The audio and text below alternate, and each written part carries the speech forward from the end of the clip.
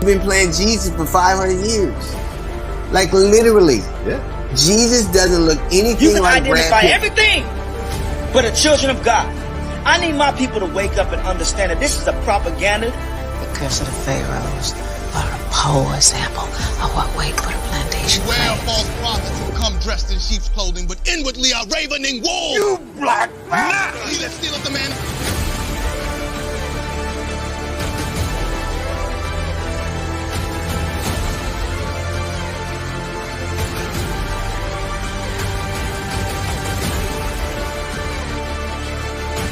You must unlearn what you have learned.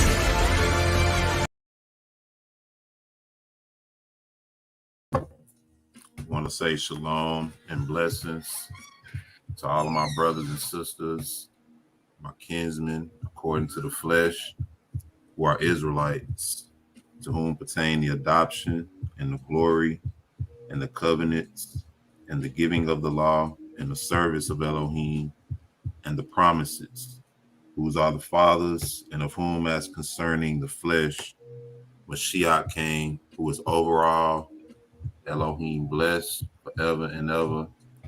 Amen and amen. Shalom and blessings to all my brothers and sisters. Hope all is well.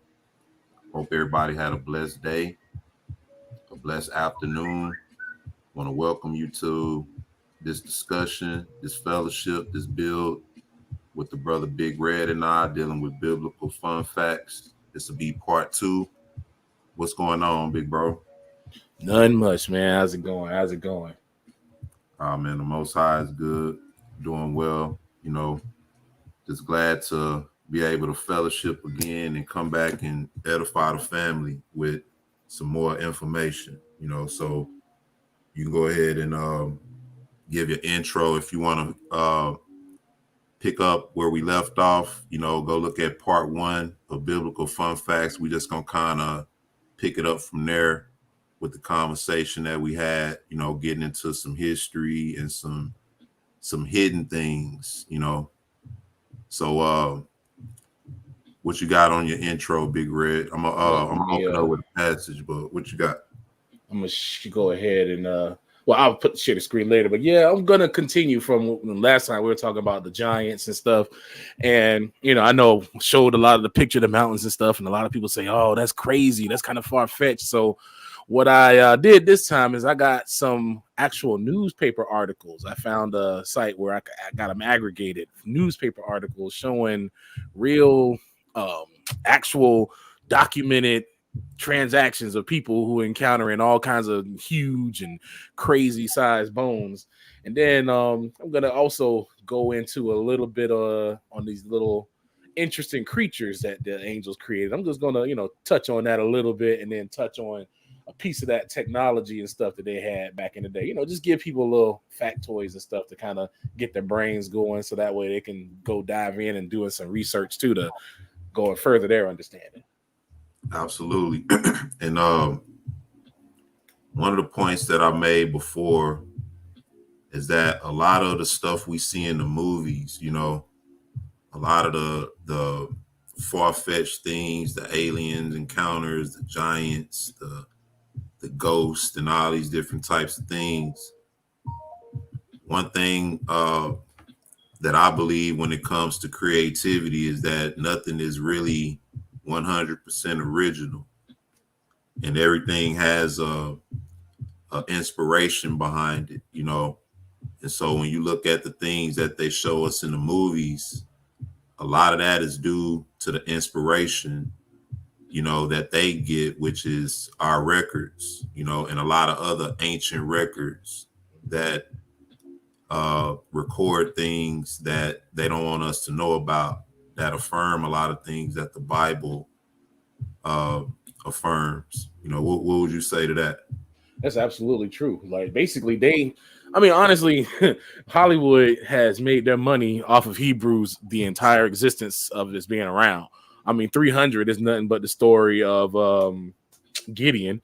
but they just, got it changed up for their purposes and whatnot. Sword in the Stone is literally the story of Moses, because what's his name over at School of the Hebrews did an amazing study about the staff and the rod of Moses, and about how this thing was passed down throughout the years, and how when it came up to Moses' father-in-law's house, it was stuck in the ground and nobody could pull it out.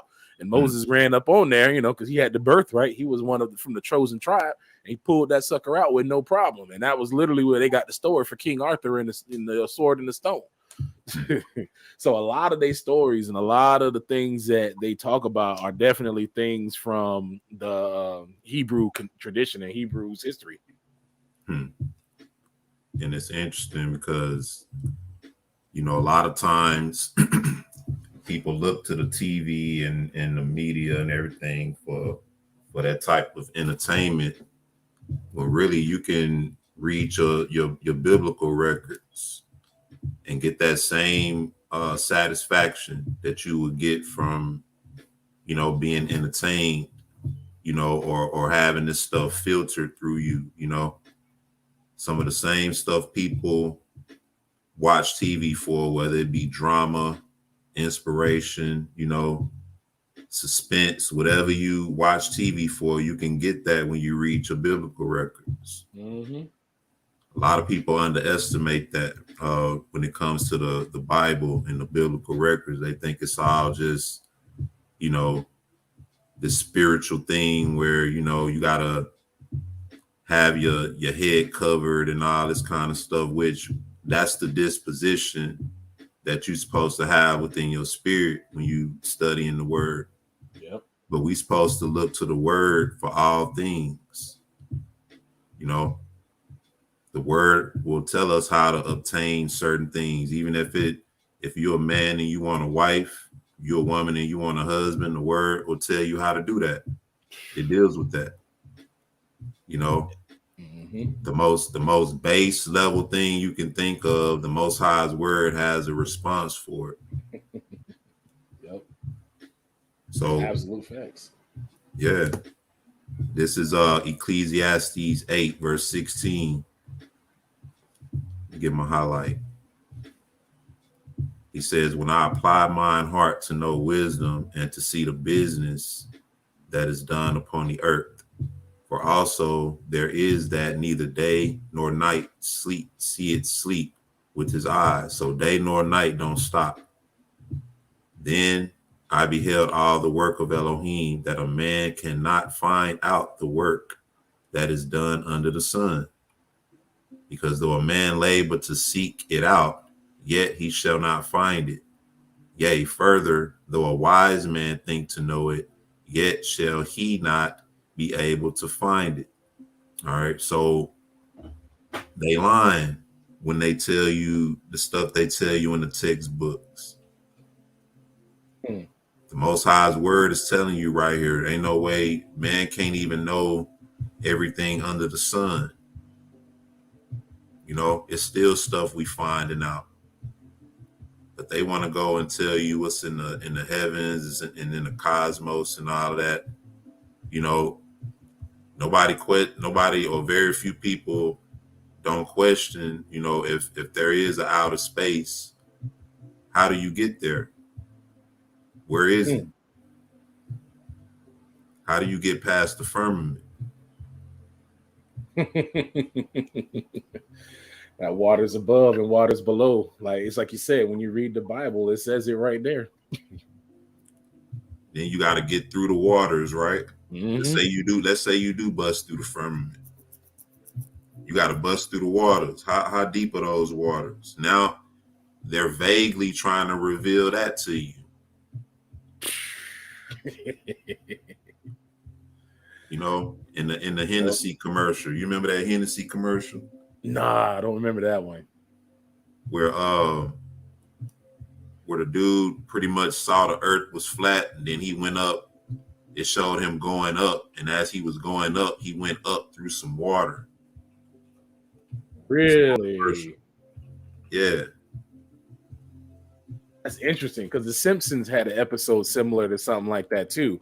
It was like one of their little jokes that they had. They were at a baseball game, and one of the dudes hit the ball out of the park, and it hit the sky, and water came down. Let me see some here. I'm trying to see if I can find that video out too that I'm talking about. Yeah, matter of fact, here it is. I'm not gonna play the sound on it.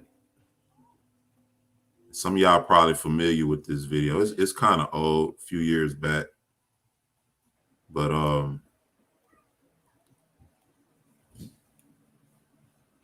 you can see that. Yeah, you can see that. Yeah. Here we go.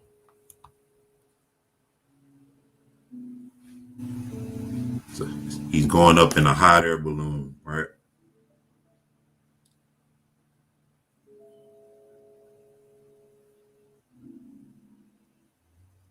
Interesting. No, I never seen this commercial. So now he's seeing everything laid out.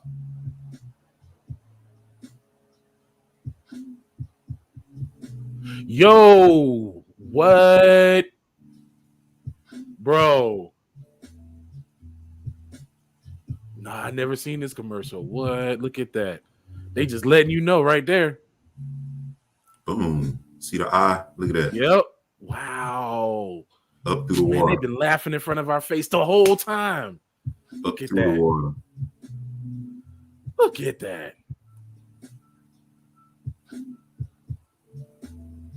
Wow. Water's above. See, man, they be pushing out their lies, but at the same time, the media be telling the truth in the midst of what they be saying. Look at now, he's seeing all the. Now he in the spirit realm.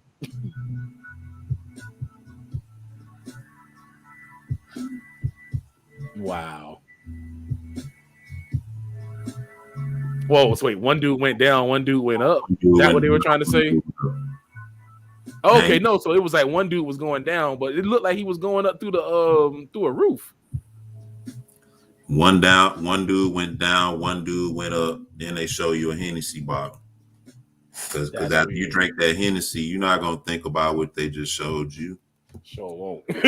That's the last thing. That's the last thing Joker's thinking about. I don't see how that had nothing to do with Hennessy anyway. Look, for all they know, this dude splashed up through some Hennessy, and now he think he's seeing stuff. He probably was. He might have drunk some on the way up. So who knows, man? But that's what they putting in your face. You know what I mean? I'm gonna share this the one. I'm not gonna put the sound in on this one either. This is the Simpsons one right here. So dude throw the ball. Yeah. Crack. Look. And then water come down. Wow. Got fishes and everything. Look at that. Homer breaks the firmament. Crazy. They out there letting people know, man. They letting people know exactly what it is and what they got going on. They don't try to hide it. They just put it out there in little cute little ways and stuff like that. Like they, like we was talking about with before with like the Jack and the Beanstalk stories and all the giant stories. What's the one? Beowulf, when he fights the giant dude, Grendel, who was eating humans and stuff like that. Like all of these things talk about these creatures and whatnot, and all these battles between the creatures and all that. And actually, that is explained in the Bible. That's what I said. The Bible covers everything. The things that they call mythology are actually history. And when we read the mythologies and we read about these different dudes, like I was looking for it while I was talking to you because I was going to bring this up. This is a book called The Travels of Noah in Europe. It's by this dude called Berosus. And he wrote about Noah's travels, and he actually talked about Noah and what he had going on in his history, and went on further into talking about it to the European side, to Rome and all of them, to the Roman backgrounds and stuff. So he starts talking about those guys, but he starts at Noah and moves up because we know that, Noah's sons and stuff went out into like Italy and all those lands. And that's where all the stories of all these mythologies started to come to form during the second part of the flood when these Nephilim was coming back. And one of the interesting things he talk about with Noah in here, and he goes, is Noah, according to Berosus in his treatise, one of the Hebrew words, signifies as much as resting or sitting of a man's self, and he was the son of Lamech, which signifies humility. This Noah, by the descriptions of old writers, was taken in those days to be a giant in respect of his extraordinary nature, proportion, and corpulence. And he was about the age as Moses also in the 6th chapter of Genesis affirms of 500 years when he begat his wife, Titia, or otherwise called Artia. Then he talks about his sons, Cham, and even uses Eapheth because, there was no J. And this was done by, Berosus, which, again, these were people that lived tandem to the Hebrews and stuff, and they knew of Hebrew writings, and they, he was going in and comparing it basically to the writings, and then after that, where the Hebrew writings left off, he starts talking about his people and how, his people who Noah, because Noah, again, was everybody's ancestor for right now. So a lot of these early writers from the other Gentiles, they shared the ancestry with Noah. So Noah was important to them. Noah was very important in the setting up of the new age and setting up of everything. When the lands and stuff was getting separated out, like when Peleg and all them was around, Noah was a part of all that. Because Noah was the one telling them, okay, this is what y'all got to do. This is how y'all got to be. Because, he told everybody what happened. Because, hey, we was in the old world and everybody was wilding out and y'all flushed us down the toilet. Right. On a whole nother level wilding out. Oh, man, a whole nother level wilding out. And that's why I come up here with Jubilees. Because, again, we find everything in the scriptures, man. It's all in the writings. And it came to pass when the children of men began to multiply on the face of the earth, and daughters were born unto them, that the angels of God saw them a certain year of this jubilee, that they were beautiful to look upon, and they took themselves wives of all whom they chose, and they had bare unto them sons. Let me see if I can make this bigger, so that way it'll be a little bit better. Actually, I'll do this. Yeah, that's good.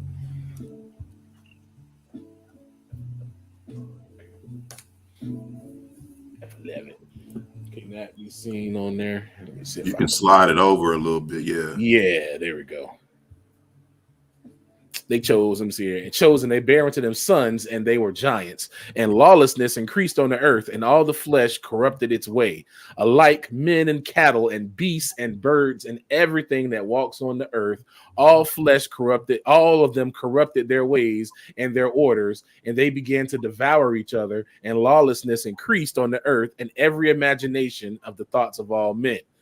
And let me scoop down here. Let me see here. There's another part where I wanted to go. Because, we know most of this parts. We already know about how God was upset with him and he had to come and put that smack down on him. But there's a key part from what we were talking about earlier about them fighting that I wanted to talk about, because that's even talked about in the word. And that's confirmed through all the mythologies. And let's see here. We've got to go down a little bit from where it was. Let's see here. Noah made the ark. Floodgates of heaven. No, this was before that. Where is it? He made for all his works. Dang, I just had it. See, I screwed it up. Now I lost it. I don't hate that. Okay, here it goes, right there. Yeah, it's right there, 7. Behold, oh no, that's something. Let me go up a little bit more.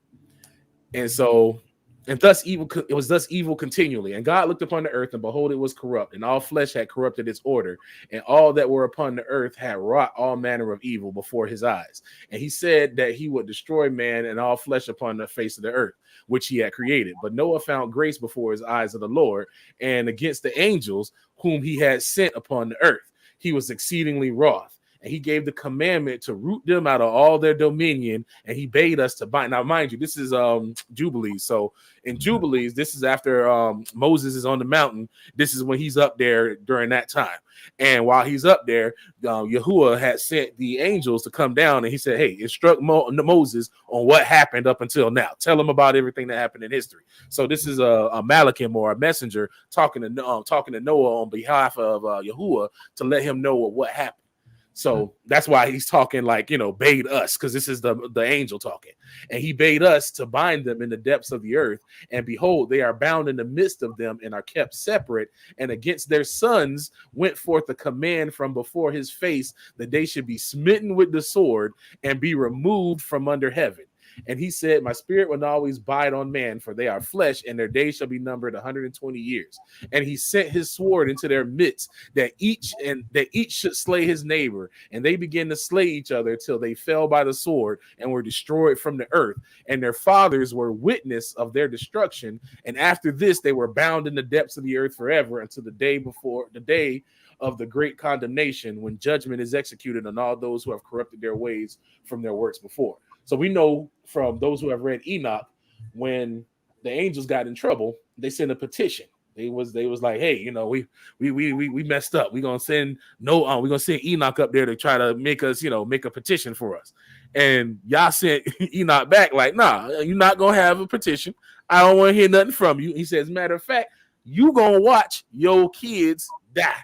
That's why I said they were bound and kept separate, so they couldn't do nothing about it. He removed the fallen angels from the mix, so they couldn't, you know, be down there to mediate all these issues and mediate all these problems, and that created a power vacuum. It's kind of like, you know, that's probably where these demons learned it from, because that's what they be using on, you know, they use it on us. That's what they did to the gangs in Chicago. They centralized all the gangs and got rid of the leaders, and then made them fight each other. And now that's what's going on in Chicago right now. You had just a bunch of brotherless gangs fighting and killing each other. They just doing it because y'all did the same thing to them. He got rid of the fallen angels, and basically all them jokers started fighting each other, and they sat there and killed each other off until the ones that didn't die from the flood, before they died from the flood. And y'all said y'all gonna sit there and watch them. Yep. Just basically you're gonna watch all your children die. You can't do Correct. nothing. Right. That's it. Exactly. Like, you're gonna watch all your kids die, because their main purpose was to create in their image. They wanted to be like Yah. They tried to imitate Yah, so they wanted to create in their image. And Yah knew that. He knew their hearts. He knew how wicked they were. So he was like, all right, y'all you want to be me? Okay, I'm gonna show you how you not me. I'm gonna make you watch and put you in the corner, and I'm gonna take out them little sorry excuses for cheering that you got. Yeah. That's where you get all your dinosaur fossils and all that stuff.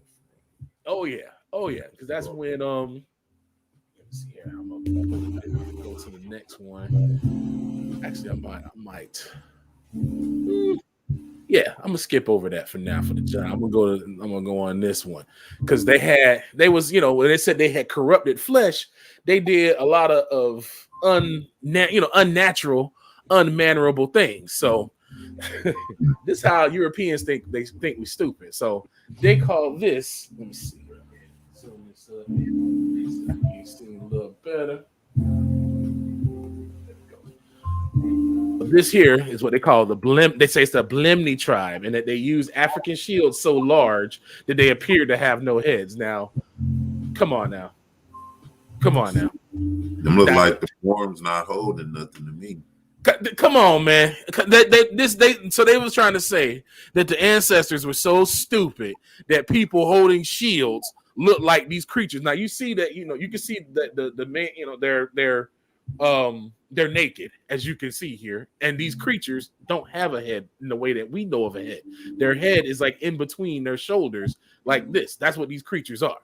And there's not no people holding no shield. And then funny that they always want to say it's a tribe in Africa. They're so disrespectful. Wow. They so disrespectful. But what that really is, these are called bulimias. These things are called bulimias.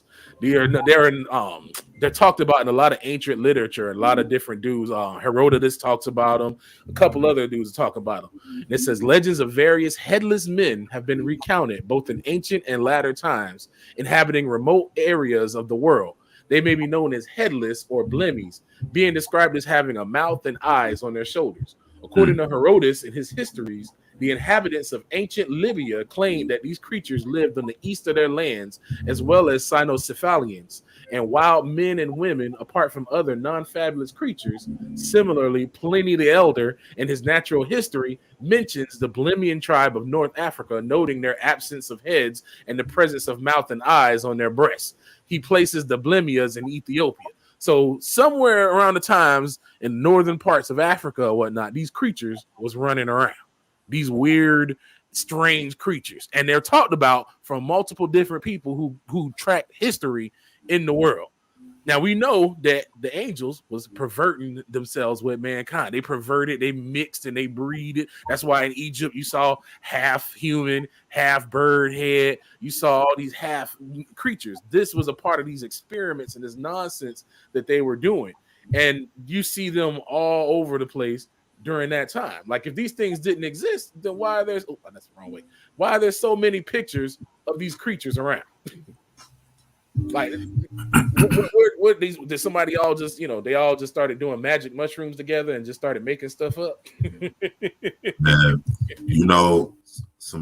a few years back when I went to a outlet movie store, where you go rent movies and buy movies and stuff. And I ran across this movie by accident. It was called Caligula. You ever seen that movie? No, I've heard of Caligula though. You don't want to see that movie, man. You don't want to see that movie, man. That movie is real brutal. And I mentioned that because I seen a creature kind of like that in the movie. Like those old Roman Caesars and stuff, man. Them dudes was wicked, man. Them dudes was weird. If you see that movie, man, like I don't know if you'll be able to sit through it and just watch it. I came across it by accident because when I looked at it, it looked like one of those old Roman movies, like Gladiator. Right. So I'm like, man, I wonder what this is. I'm gonna, take it home, man. Come to find out, after I looked at some of it, I was like, man, what is this I bought? And I looked at the back and I don't even want to say who produced it, man. I went and looked on the internet and like, who is this that produced? That's why. I ain't even seen. I never looked at it all the way through. Yeah, that sounds crazy. I've heard about that movie too. I've heard people say it was a good movie and all that other stuff about that movie. Nah, that movie is strange, man. But I saw one of those creatures in that movie. I wouldn't doubt it because they in Shakespeare he talks about it too, and he said he talked about them in Othello, and it says of the cannibals who eat each other, the cannibals as being with their faces below their shoulders. Now, this is Shakespeare who they teach in schools, teach Othello, all this stuff like that. And I learned Othello, but they glossed over this part. They just kind of, that's just Shakespeare being silly. But they talking about what they saw. He wrote a play, art imitates real life. He's seen these things. They knew of these things. They knew of these creatures. Now, what did he say? They eat each other and they're beings with their faces below their shoulders, and he called them cannibals. What did Jubilee say? That there was lawlessness increased on the earth, and all flesh corrupted its way, alike men, cattle, and beasts and birds, and everything that walks on the earth. All of them corrupted their ways and their order, and began to devour each other. Wow. We don't need people, mainly Christians. They always try to say, "Oh, we don't need no extra books. We don't need no." We're not talking about how you can come to the Messiah and reach his presence. You know what I'm saying? That's clearly defined. And I like to say I'll stick to y'all 66. For that, I do that for the sake of argument. For when we talking about getting saved and how to be redeemed, we'll stick to the 66. But this is the history of the world, and we're finding history from the ancient Gentiles is lining up exactly with what the Bible is saying. Absolutely. This is why they took these books out.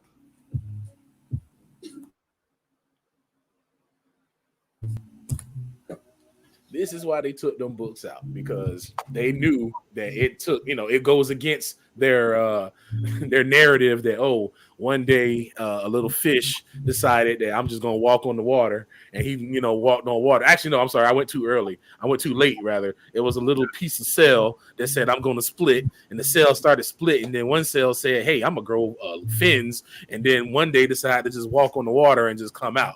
That's more believable to some people than the truth. Well, you forgot about the Big Bang.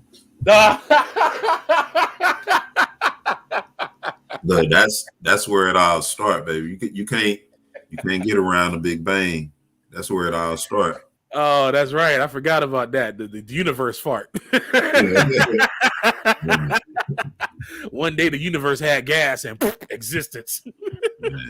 Perfectly, huh? Perfect. Yeah, everything, the way flowers grow, the way animals reproduce, everything is in this perfect ecosystem that just randomly happened. A pretty girl fart. That's what it was. Yeah, pretty girl fart. One of them secret farts. I guess it was silent. It wasn't so silent, but thankfully it wasn't deadly. Yeah. Everything came out orderly. That's crazy. It's it's just like you said, man. You can find everything in the Bible. You just have to read it with the right perspective. You have to look at it with the perspective of being open to saying that what I've learned in this world is not going to be how I got to look at this Bible, because they taught us this world. They literally brought us in the Matrix to get us out of the real world. So of course the real world is going to sound crazy. Yeah. In reality, think about it though. In reality, the Matrix that we in is what's crazy. It makes how in the world we've been reading about David and Goliath all our Christian lives, but nobody thought to think that what happened to the giants? Why ain't there no more giants? Where did all these giants come from? Was the giants the only thing that came around? If there were giants, then maybe all this stuff on these Egyptian walls ain't just mythology. Maybe the same stories that we see told across all these different all these different cultures might actually be true. And might actually be true. I always knew it was an aim at the Bible, though. And that's one thing you can't deny, and that's why I always stress how much I used to hate science. You know what I mean? I don't really feel like anything they taught us in science was worth anything anyway, school wise. No. All you was doing was just dirtying up dishes. Most of the stuff they taught in the schools was just the basics. They wanted to teach you enough just to, keep you going, get enough. Most of the science stuff I learned on my own. And that was the most of the interesting, real talk, amazing stuff is, I learned on my own. If they would have taught us some of this stuff in school or, taught us about that, shoot, I probably would have been a scientist and would have went down. Actually, when I was younger, I wanted to go down that way. But when I went to school, all the science they taught, like you said, was just basic and, we're going to make a volcano. Let's put some baking soda and vinegar in there. Ooh, look. Right. What's the science behind that, It's a chemical reaction. Which we get it, it's a chemical reaction, but the American school system isn't designed to make you curious into questioning things. It's to make you more receptive to know that, hey, we have authoritative sources. You listen to this and repeat what you're told. By the time the first thing we see when we walk into a school in kindergarten is a round earth. Yeah. They don't even give you time to think about it, to even think about it critically. As soon as you walk in, they slap a round earth in your hand and says, this is where you at. You spinning real fast. Yeah. In the universe surrounding the sun. Heliocentric, actually, I ain't really intend to go this way, but heliocentric is actually demonic. Yeah. Because when you look at it, y'all always say, even in Jasher, actually, because it's further down, when Noah get off the mountain, I'm going to show you. One thing, we talk about the water up above. Lord opened 7 floodgates of heaven. The water's above. And then the water's below too. And the floodgates began to pour down. Oh, and the mouths of the fountains of the great deep, 7 mouths in number. So he opened 7 gates in heaven and 7 gates from the deep. So, that's another little side thing to throw out there for some of y'all that want to go in there and jump deep about looking at firmament and the how the earth is. In Jubilees and Jasher, they talk a lot about that. And here it is. And so this is now after, the ark. And on the new moon of the 3rd month, he went forth from the ark. Now, did he say on the new, did he say it in any way that we identify our days now? He didn't say on the new month. Not in the new month. He didn't say not on the new sun cycle or on the new. He didn't mention spring, none of that kind of stuff. He called it a new moon. And if you really pay attention in the Bible, they track things by the moon. The new moons and stuff, that's where they did covenants and stuff, because they knew it by the moon. He tracked it by the moon. We ain't do it by the sun. We ain't track things by how the sun was done. And that's how the time is now. Like when y'all said they're gonna change the times and the seasons. Now we doing everything based off of the Gregorian, where they doing everything off the sun. It's all sun centric. The sun worship, sun stuff. When they did things by the moon. Yeah. That's my little quick nugget.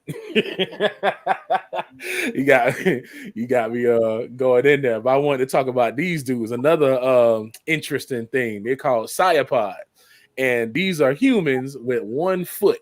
They have like one large foot, and they always say that they rest like that, and they put their foot up to cover themselves to hide from the sun, to give themselves some cooling. And that's what they have them in there like that. Now, these dudes was interesting because these things are carved all over the place. This is one in like a church in one of those cathedrals rather, and this is a cyapod they carved into the side of the building. That's the foot, and then that's him just laying there chilling. There's another one. This one's carved in the another one of those cathedrals, laying there on his side, and then there it is. He's got his foot sitting over there, sitting over him. This is another one carved into the building, sitting there with the foot leaning up, and then this one here, I don't even know what to make of that. like these things is all over the place. They got them all over. Like they drew these things everywhere. Like they had them all over. There's another little drawing of one right here. You got another drawing of them right there, along with some other creatures and crazy stuff. These things are called Naga, the snakes right there. You know what I'm saying? Like it's interesting that for these to be for this to be something that people just made up. You know, somebody just got high one day and just said, "Hey, I'm going to write about here's the cannibal dudes with the heads in between them, and the Cyapod, and then here Cyclops right there, dudes right there. They call them Armaspoi, single-eyed guys right there. These are dudes that was fighting griffins in Hyperborea to get gold." And these creatures, again, they drew them. They put carvings of these things. Why did these people write these things down? Why did these people carve these things and record these things if they was just making this stuff up? And then you see a lot of this stuff consistent more in ancient history. You know, so either like you said, either they had a heck of an imagination, or they were depicting something, you know what I mean? Right. Because that, I mean, look at the detail on that. Like, you know, sometimes you got to stop and take a look. Somebody spent a good amount of time putting this together. I mean, there's detail in this thing. There's all kinds of detail in that. Why would a person spend so much time to do this? Why would they dedicate so much time? I mean, it's disrespectful, even to the ancient Gentiles, to sit here and say like they were just a bunch of idiots that didn't know that, you know, they would just see people with shields and assume that they had heads in between them. Tell you what, ain't nobody that creative today. And then to show you that they're not that dumb, this man got a whole shield. How come his head not between his? You know, nobody today is that creative. Come on, man. They was recording what they saw. They was recording what they were looking at. And unfortunately, people will just go with what we've been taught and won't really stop and really critically think and push past that matrix barrier to be like, look, man, this ain't just no weird fake nonsense. This is real. This is real life. This is the real life. We in an open air prison of nonsense. This is the real world right here. Man, that's crazy. I mean, I don't know why these people would just go through so much effort and so much, you know, there's another one right there, another carving of one. Why would they go through all this effort for these creatures and these beings if they weren't real? I mean, they carving them all over the place. Why would they do that if these weren't real, if this was not a real thing? When we know that the angels came and they perverted the earth and they did, you know, all kinds of wickedness on the earth. Man. That has to be uncomfortable, man. Man, this, I don't even know how. I be wondering, because I'm like, look, especially like at this one, like, look at how bro laying on the ground like that. Like, man, that's the only way you can chill, man, is just on your back with your feet up like that. Is that I wonder, is that where that come from, you know? Right. Man. It's like, man, what in the world? Man, I'm just kicking back with my feet up, man. I guess that's where they got the idea for them rocker chairs. Man, for real. Dude is doing bad. Like, ain't no shoes fitting him, you know. It's like, wow. To cover from the heat, like, dang, so what you doing in the cold? Man, that's probably why they hung out in Africa, because it was better than being in the cold. Man. That's probably why they were hanging around that northern tip up there like that. Because, man, them boys will be out back when it comes to the cold. Like, them things, how they gonna survive? Brother Yash say OG Bigfoot. That's the original Bigfoot, boy. Oh, big time. Hold on, I've got this thing here too. My one show, there was this new oh my gosh, come on, man. There we go. Whatever. Go ahead, look. This is from so this is something that they just found this year. Oh wow. Let me zoom that up a little bit for y'all there. Get this out of the way. That's your pet gecko right there. Look how huge that thing is. This is an underwater fish that they found in this. I think this is where was this in? Let me see here. Winter Chill. Joe Davis found something astonishing. Oh, he was in England. This is over in England now, out in the lagoon, and they found this giant fish out there. Look how cute. This is a grown man right there. It's a grown man. That thing big. His head is bigger than that whole grown man.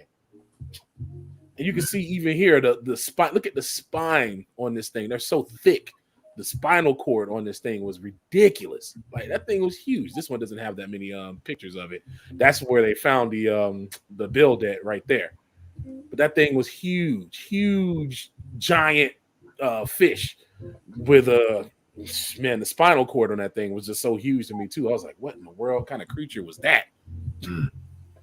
Wow. Another one of these giant creatures again, you know.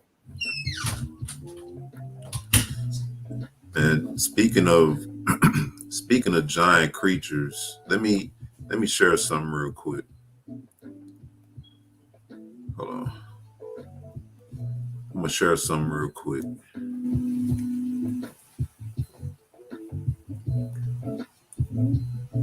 Hold on. I'm gonna put this in the chat for everybody. This is to a website called True Free Thinker, and the website has newspaper clippings from all the giants that they found in newspaper mentions, you know. And this is within, this is 1913, 1910, 1899. Like, there's a gang of articles out there. I'm gonna put one in the private chat for you, so you can take a look at that one too. Yeah, put that in there. And then I'm gonna put this in there for everybody out there, because you know, so they can go and take a look at it. That thing right there. Smitty, that one you just showed, Smitty shared that one earlier too. Oh yeah, that one. Yeah, that's crazy. That big thing they just found. Jabroni. Unexplained. Hey, that used to be my show, Jabroni, back in the day. That Unsolved Mysteries. Hey, man, that's funny. Y'all knew I guess that was my calling, because I used to love Unsolved Mysteries as a kid, man. I used to watch it all day. Man, I wanna play this video right here, and then I'm gonna read a passage. But y'all kind of see the visual. You know, I don't know if this is the actual visual or this is just a thumbnail for the backdrop of what they're about to bring out. But I'm gonna play this video and then I'm gonna read a passage. Hold on a second.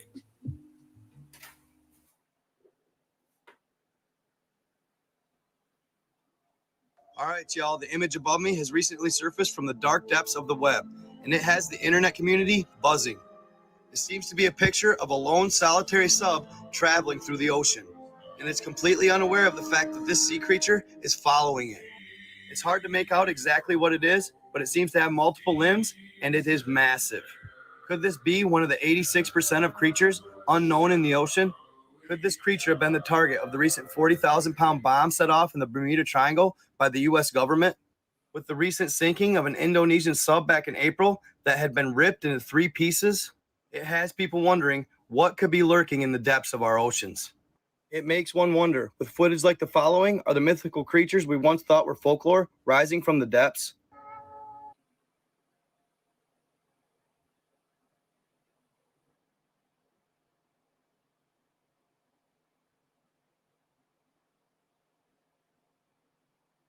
What? I ain't see nothing on that one. Yeah. TikTok, sometimes I'm iffy about TikTok because a lot of people do stuff for clout on there and they'll just put up all kinds of stuff. Because my first question is, who got outside the submarine to take the picture? Exactly. I couldn't really make that out. Hold on one sec. I couldn't really make that out either at the end, but you know what? As far as what he was bringing out, you know, I want to build on that real quick.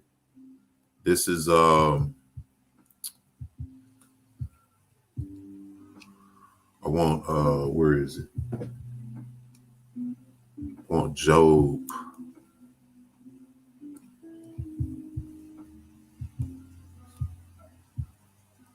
On Job chapter 41. All right. Job chapter 41 says, canst thou draw out Leviathan with a hook, or his tongue with a cord which thou lettest down? So in other words, he asking, the same way you go fishing for a fish, the same way you go fishing for whatever you go fishing for, can you draw out Leviathan with that, with what you go fishing with?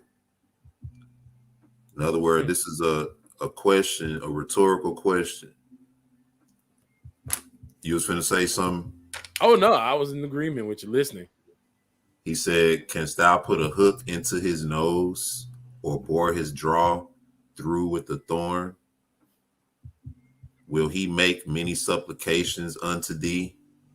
Will he speak softly with words unto thee? Will he make a covenant with thee? Wilt thou take him for a servant forever?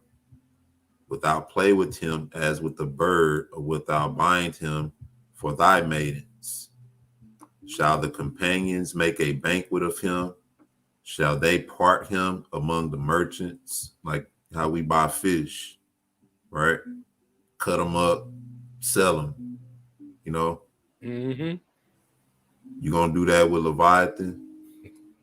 Let's see. He said, canst thou feel his skin with what? Barbed irons, or his head with fish spears? Now, this is interesting. You ever seen those images of the creatures they show you underwater and they got those like spikes on their head, you know? Mm-hmm.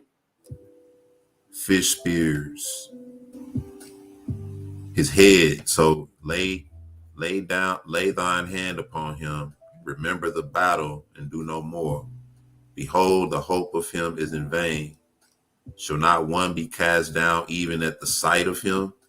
So, in other words, your hope of trying to catch this creature, if you see it, your hope is in vain. It's a false hope, because he said, shall not one be cast down even at the sight of him? I always ask, when they try to go into these waters, are they encountering things that they don't want to encounter? Right? Mm-hmm. Why am I asking that? I'm gonna play one more video real quick, and then we're gonna read some more of this passage. Then I'm gonna let you finish out. That's really goes right perfect with that last fossil. I mean, look at the size of that thing. You think you can go outside with your fishing hook and pull that sucker up? Man, come on, bro. Man, y'all was saying something when he was humbling Job, bro. Like, how you gonna fillet something that huge? Man, look. He's saying he has barbed iron on his skin. This creature we reading about. Now watch this. Because the Russians is always messing around with stuff too. Mm-hmm. So I'm gonna play this video. This is an encounter because it said, what did it say? Shall not one be cast down even at the sight of him? And so I'm gonna play a video of an encounter that the Russians had and what took place when they saw what they saw. And the rate that they disappeared, it's incredible. However, the most chilling encounter revealed in Russia's declassified reports doesn't involve unidentified submersible objects, but the alien creatures believed to inhabit them. Siberia, 1982. With a depth of 1,642 meters, Lake Baikal is the deepest freshwater lake in the world. Russian Navy divers are conducting a research mission. Given the depth of the lake and its frigid temperature, little is known about what lies beneath the surface. 7 Russian divers are at a depth of 50 meters, when suddenly the frogmen realize they are being watched. These strange humanoid figures were much bigger than human beings and appeared to be wearing helmets of some sort.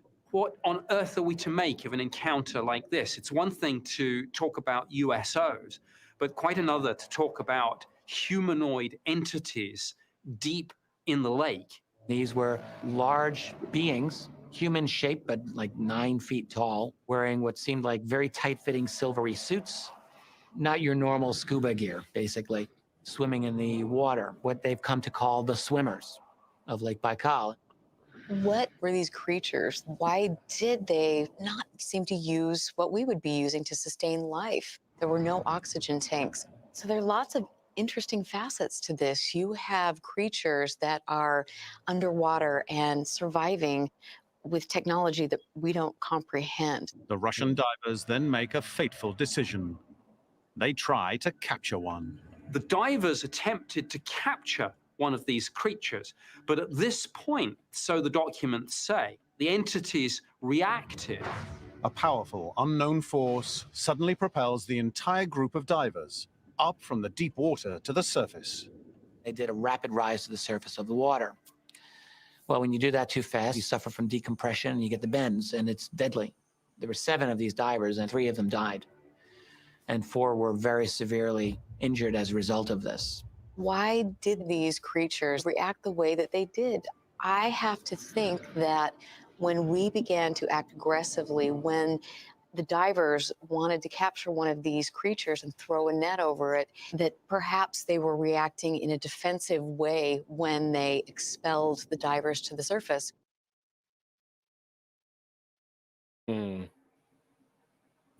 Now, did anything that lady said make any sense? Why did these creatures react this way? I have to think that because we threw a net over it and tried to capture it, it responded in a way. Come on now. That was dumb. What would make you think you can capture one of them? Well, I mean, but then that's the mindset of those who are in rulership. Yep.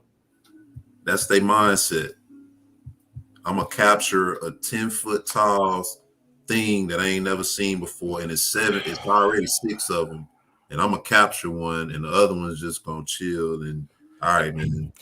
That's what I'm saying. Like, you already see these things are huge underwater, and you like, okay, they clearly got some tech that's unreal, and they clearly got some DNA differences that, you know, they got the advantage down here. Oh, we're gonna capture some. Like, what you think you was gonna do, bro? Like, bro, y'all freezing cold down, like y'all down there in freezing cold water with all this equipment on to keep from freezing, and they got on some skin tight suits. You know, If they had on the suit, they might just be built to exist that way. Because if you really remember, the Sumerians, the ones, the Anunnaki, they that came from before, for some reason, those half man, half fish. All the priests of the Anunnaki were fish-like, appendages. So these creatures were from the underwater. Like, this is their natural state of being. What you think he was gonna do? That's like trying to beat a shark underwater. Then they said the thing tried to leave. Like, okay, we're gonna go on and leave. But y'all go after him and try to capture one. So they, y'all asked for that, but that's what happens. With some of the things that I believe they experiencing, they not telling us everything. That's why they coming out and saying most of the oceans and seas haven't been discovered. It's because once they reach a certain point, they run into things that, hey, I don't want to go back and deal with that no more. Yeah. I lost some men behind that. There's a lot of stories too about those witchcraft workers in Africa, about how they go underwater and meet with these spirits and these demons and meet with these creatures underwater that give them information and give them knowledge. They would have underwater cities and stuff where they can go and they, meet with other witchcraft workers and get all the information from these creatures. Like, what was they expecting? Like, I really don't. That don't make no sense to me. I'm like, what did you expect the outcome to be? Like, we thought they were just gonna say, "Oh well, I guess we're gonna go with these fellows, guys." Or at least I am. Y'all can go. They gonna take me back and cut me open and see what my brain and everything look like, and throw me in a room somewhere and be G14 classified. Hey, but that just goes to show how next level the Russians are. That they gonna see some crazy underwater creatures, and their first thought is, let's capture them. Yeah. These the people that the United States want to beef with. Yeah. And then, depending on the circumstance, they might want to see what it tastes like. Man, these folks they find it under the water. Don't let the people in China find it. Man, already they already thinking up recipes. Mess around and have a new virus. We got the mermaid variant because somebody ate a merman. Wow. Look, if reincarnation was real, all the Most High had to do was bring you back as an animal and put you in China. And just keep having you come back as a bat in China. You get reincarnated. Dang, I'm a bat again. Where I'm at? Oh, China. Oh. Next day, you in the suit. That's it. Come back. You. Oh, damn. Okay, now I'm under the water. Sure, they ain't gonna get me under here. Nope. You come back. Oh, I'm a dog. Oh, this is great. People love dogs. Oh, I'm in Beijing. Look, they gonna go the way they go scuba diving. They go down there without that. Gee, they go down there just straight. Oh yeah, with the carry the spear. Yeah, with a stick, with a sharp end on it. They come back up with a whole alligator mixed with a fish. One of them alligator garfish. Man, shoot, I can't even laugh at them because them folks over in African bush country eat everything too, man. Some of that African bush meat, they just be getting anything and just throwing it in there and like, hey, we gonna eat it. I'm like, all right. Yeah. With the hair on it and everything. Man, what? Oh, I'm like, y'all can have that. Y'all have that. Y'all love y'all ham boys. Y'all can have that.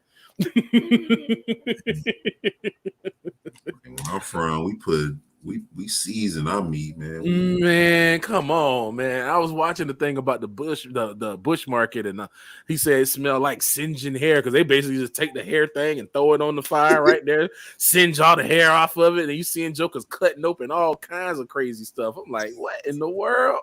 Like they had a snake and all kinds of stuff just ready to go. Bad booty broth. Man, then you know what? That's just what it be. Like, how do you isolate that part, you know, and make a whole meal out of it? Man. That booty. Man. A bat is essentially a rat with wings, man. It's a rat with wings. Nah, I'm good on that. And I've seen them, man. They be chomping down on them things. It's like a delicacy over there. Yeah.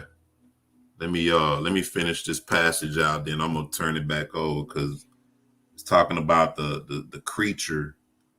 And I'm bringing this out because the Most High is letting you know that it's stuff under the waters. Mm-hmm.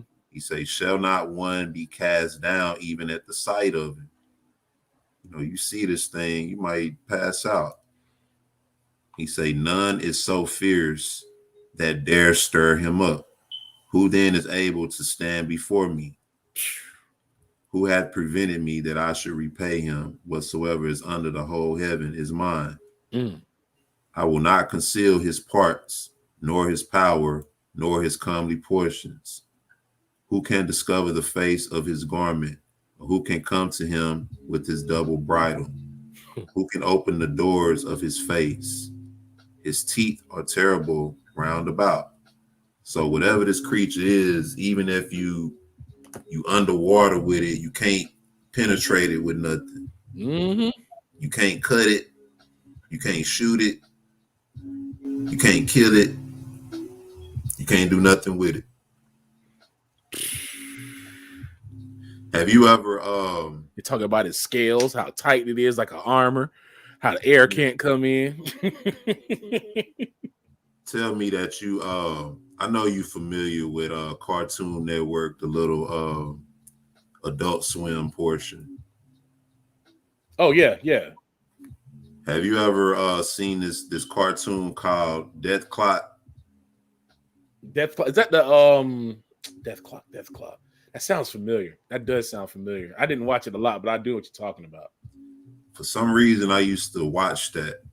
It's like about a rock and roll band that used to travel the whole earth.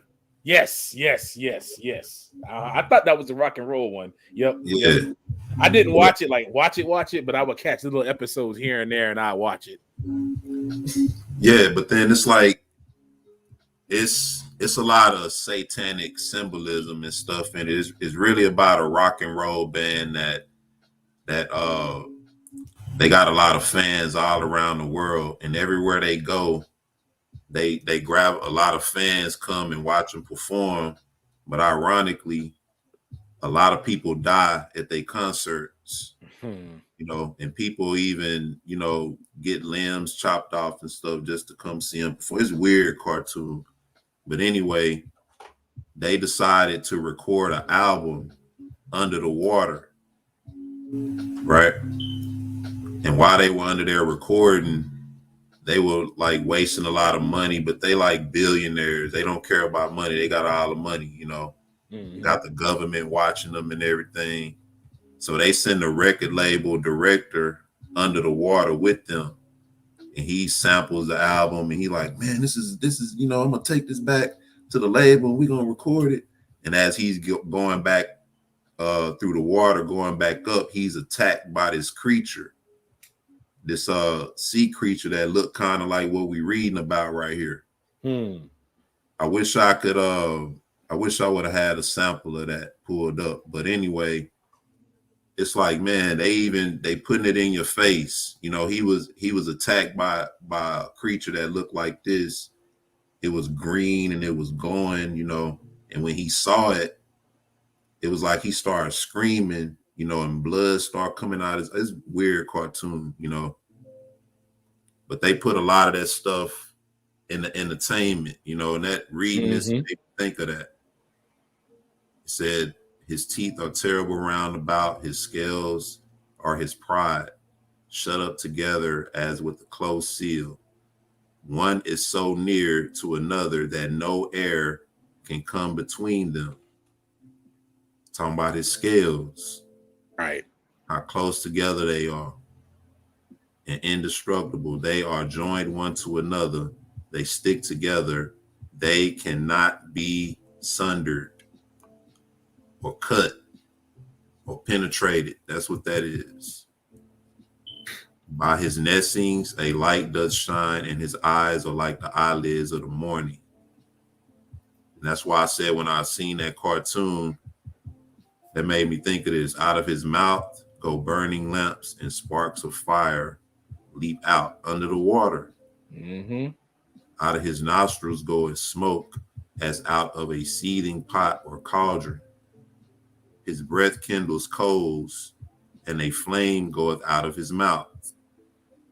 And his neck remaineth, in his neck remaineth strength, and sorrow is turned into joy before him. Mm. The flakes of his flesh are joined together. They are firm in themselves, they cannot be moved. His heart is as firm as a stone, yea, as hard as a piece of the nether millstone. When he raiseth up himself, the mighty are afraid. By reason of breaking, they purify themselves. The sword of him that layeth at him cannot hold.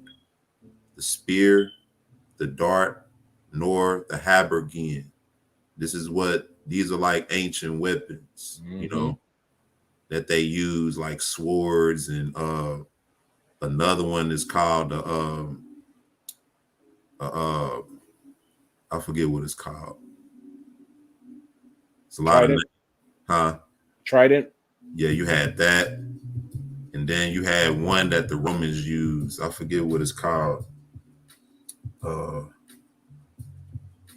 I forget about it, but anyway, letting you know that no matter what the weapon is, no weapon can be used to kill him. So if you had a dart, if you had which is a arrow, basically, a spear, you know, nothing can penetrate this creature.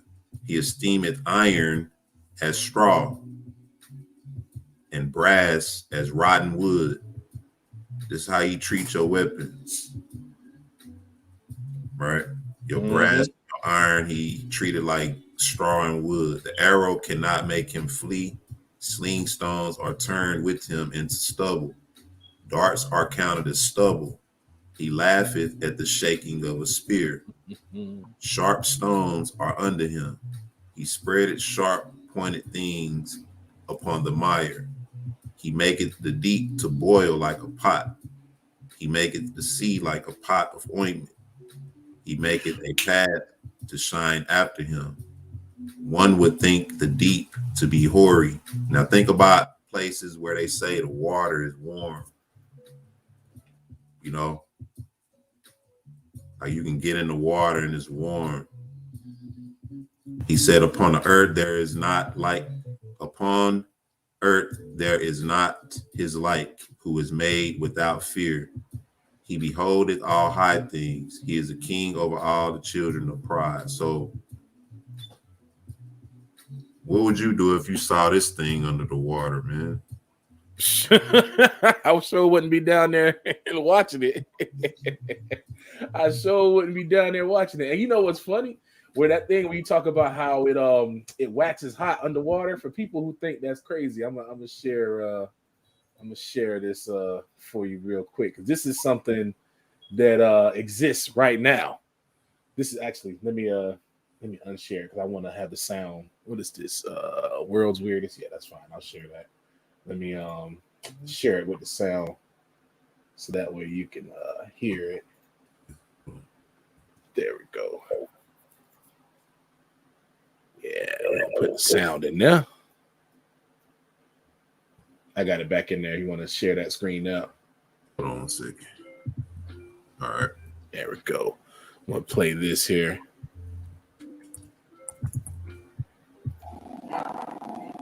Now, this is called the mantis shrimp. Now, that audio sucks, so I'm just going to play this. This is called the mantis shrimp.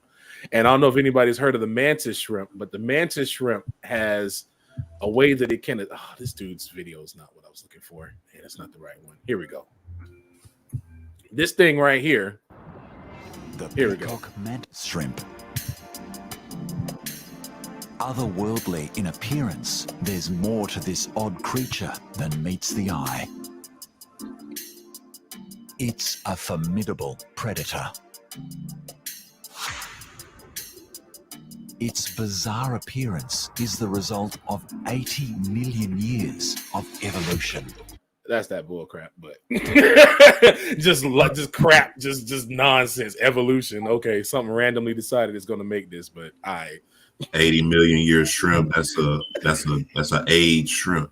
I know, right? That's a long time for some shrimp. For every occasion, the to get 10 on with gills, well armed and this. well armored. Attention. You won't get they love just there it is. The crab strays close. Watch. Too this close. Thing is crazy. With the velocity of a .22 caliber bullet, the mantis shrimp strike is the fastest in the animal kingdom. So the strike. The assault is so fast that friction makes the surrounding water boil.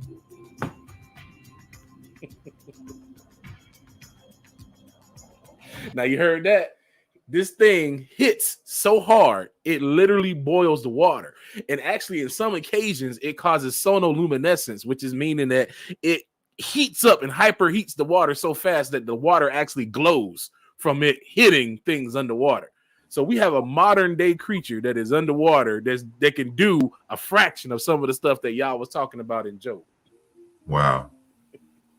This thing literally boils water when it punches. So again, the Bible is real. It's just the creatures we got now is a lot smaller. Thank y'all, because we a lot smaller too. And if we still had jokers like that Leviathan running around, wouldn't nobody be on the water. Yup. My wife said they taking the 80-year-old shrimp and dipping it in garlic butter. garlic butter sauce. Man. So yeah, I mean, these things that the Bible's talking about, because I remember back in the day that part in Job used to be, and it's so funny, man. Looking at it, I'm like, I can't believe the whole time you was reading it. I'm like, man, I can't believe back in the day they used to teach us this, like this was pride. Like this was a pride. Like y'all was going into these extreme details. Like look at all the details he went in on that creature. And the Christian church was like, oh, he's talking about a pride spirit. It's a spirit of pride. That's all. He went into detail about scales. He went into detail about something that's real that they can literally make fire. People say, oh, how can something make hot water or hotness underwater? How can it breathe fire underwater? There's whole lava vents underwater. There's lava vents underwater all right now, just going off. In the book of Ezra, it talk about is great dwellings in the midst of the sea. And so when the Most High talks about the creatures under the waters, or everything that moveth under the waters, did he specify that? Did you have something else you want to bring out? Oh no, I let it stand at that. Okay, I'm gonna throw the link in real quick in case somebody want to chime in and Brother T said fatality, flawless victory. Yeah. He did whop that crab, boy. That crab went flying up like Jackson after Liu Kang hit him on. You remember that stage in Mortal Kombat with the nails at the bottom? Yeah. That crab was flying up like he was about to go down that pit. Fall right on one. He knocked them jokers out. All right, let's I'm gonna look into the Genesis real quick. I want to see something. It says waters. I want to get to the part where he talked about the when he created the things under the waters. Okay. It says, and Elohim said, let the waters bring forth abundantly the moving creature that hath life, and fowl that may fly above the earth in the open firmament of heaven. And Elohim created great whales. He created great whales and every living creature that moveth, which the waters brought forth abundantly after their kind, and every winged fowl after his kind. And Elohim saw that it was good. So right here, I'm trying to see if it was specified exactly what he made. He said he made great whales, and then it says, and every living creature that moveth. So what could that mean? Let me do better than that. I want to highlight that specific part. It says, and every living creature that moveth. So could we be limited in our knowledge and what this could mean? There's a lot of creatures down there that there's every time they go down and they get some new submersible and they figure out a way to get the lenses set up so they could take more pictures in the pitch blackness. Because, the further you go in water, the less the light penetrates. So it's harder for them to get pictures. But they're getting better and better with cameras. And every time they're going down there, they're seeing something brand new. They're seeing some crazy, weird alien creature. And then it's crazy because the deeper you go, the bigger these creatures get. The bigger they get. They got that giant squid that they just catch remnants of, but they haven't even caught a picture of it yet. But it's a giant squid, and they can tell that that certain sharks and certain creatures have fought it because they'll see marks on these creatures that they fought a squid, but the marks were huge than the regular squid. They were big. So there's a lot of big creatures down there that they don't know about. They out here talking about going to the moon. They need to finish going to the bottom of the sea. Yeah. I mean, they can't do that though. I think they really scared of what's going on down there. Honestly. Big time. I mean, you saw what we just read, and and we see what their tendencies are when they get down there. They want to try to capture stuff. Come on. Absolutely. They always want to grab something and then bring it back and chop it open. And, they can't just coexist with things. I mean, I understand if the thing's already passed away, using it for understanding, but, these folks. No, they want to take you and experiment on you and all this kind of stuff.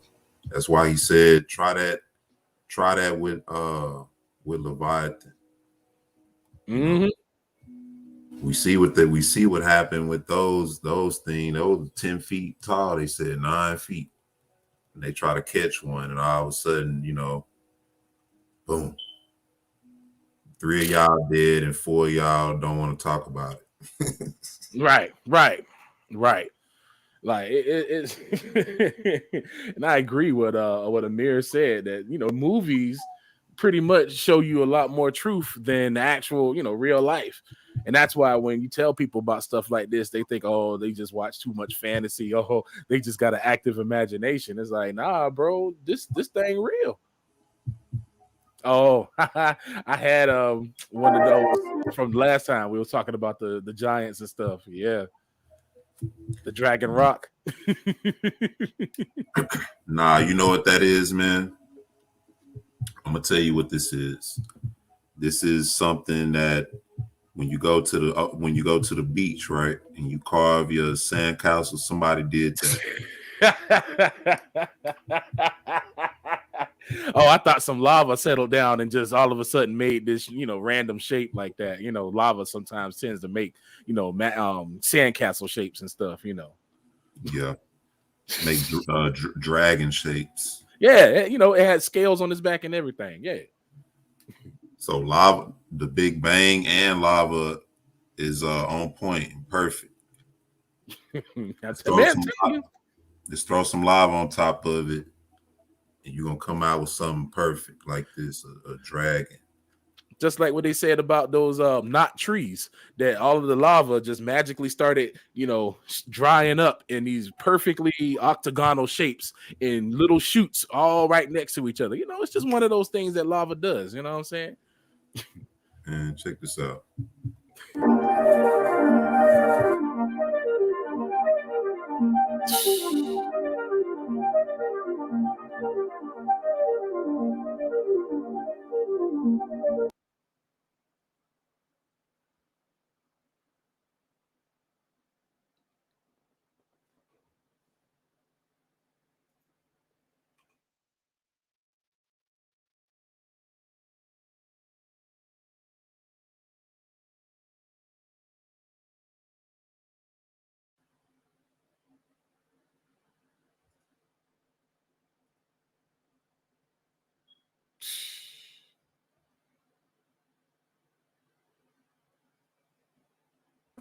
Look like that thing's still eating, man. You can still see the teeth on that thing. Man, that thing looked like a doggone skull, straight up. Like when you first see it, it looked like a fossil skull. But you know, we just seeing things. It's just a natural rock formation with erosion. I love how erosion causes all this stuff. Like, man, erosion, boy. Hey, we better check and see if erosion made the Mona Lisa. Yeah. Yep. Made a lot of stuff. Yeah, man. That erosion is very artistic, man. We gotta give erosion an award one day because erosion got some skills, boy. Erosion know how to make some things, man. It got skills, boy. I tell you. They just be saying all kinds of stuff. And the dragon is real because in Baal and the Dragon, that's what they were talking about when Baal and Daniel was debating about whether these Elohim that they worship in Babylon was real, and they came to the dragon. The king was like, bro, there's no way you can tell me that this thing ain't real because look, it eats. It is alive. So this was a real live creature that they were worshiping in Babylon called a dragon. Yeah. You remember that clip I was just telling you about from the cartoon, the Death Clock? Yeah, Death Clock, yeah. I'm gonna show y'all what I'm talking about. I ain't gonna play the sound on it. I'm gonna just play the audio. Give me a second. I mean, yeah, the video. I ain't gonna play the sound on it. And that's right, son, Judah. He did blow that joker up. Fed him some nice little balls from heaven. Joker blew up.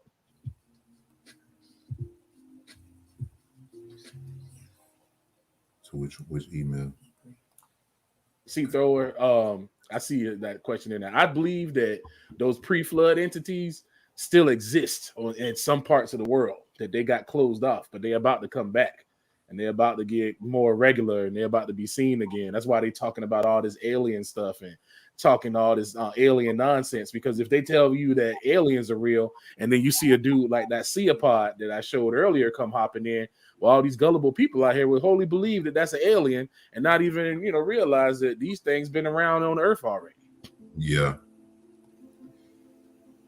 Let me see. Okay, here we go. Check this out, y'all. Just to show y'all that they know what's going on. Rayo said that was a cockatrice. He had it right, man. We out here calling it a dragon. That ain't nothing but a little bird. Yeah. Yeah, that's what it was. Let me see.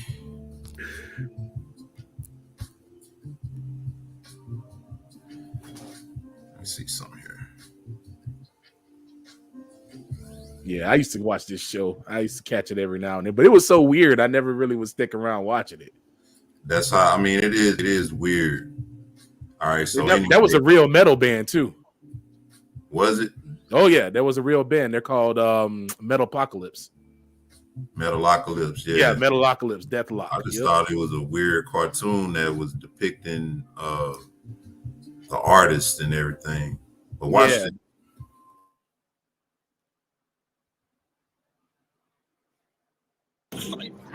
This monster. Like I said, boys, on the label here, it's literally gonna eat fish. Literally. What they've been up to. What are they been up to? They've been up to taking ass, taking names. No, put down your report, Daniel. Close your drums rock, the bass rocks, and the guitar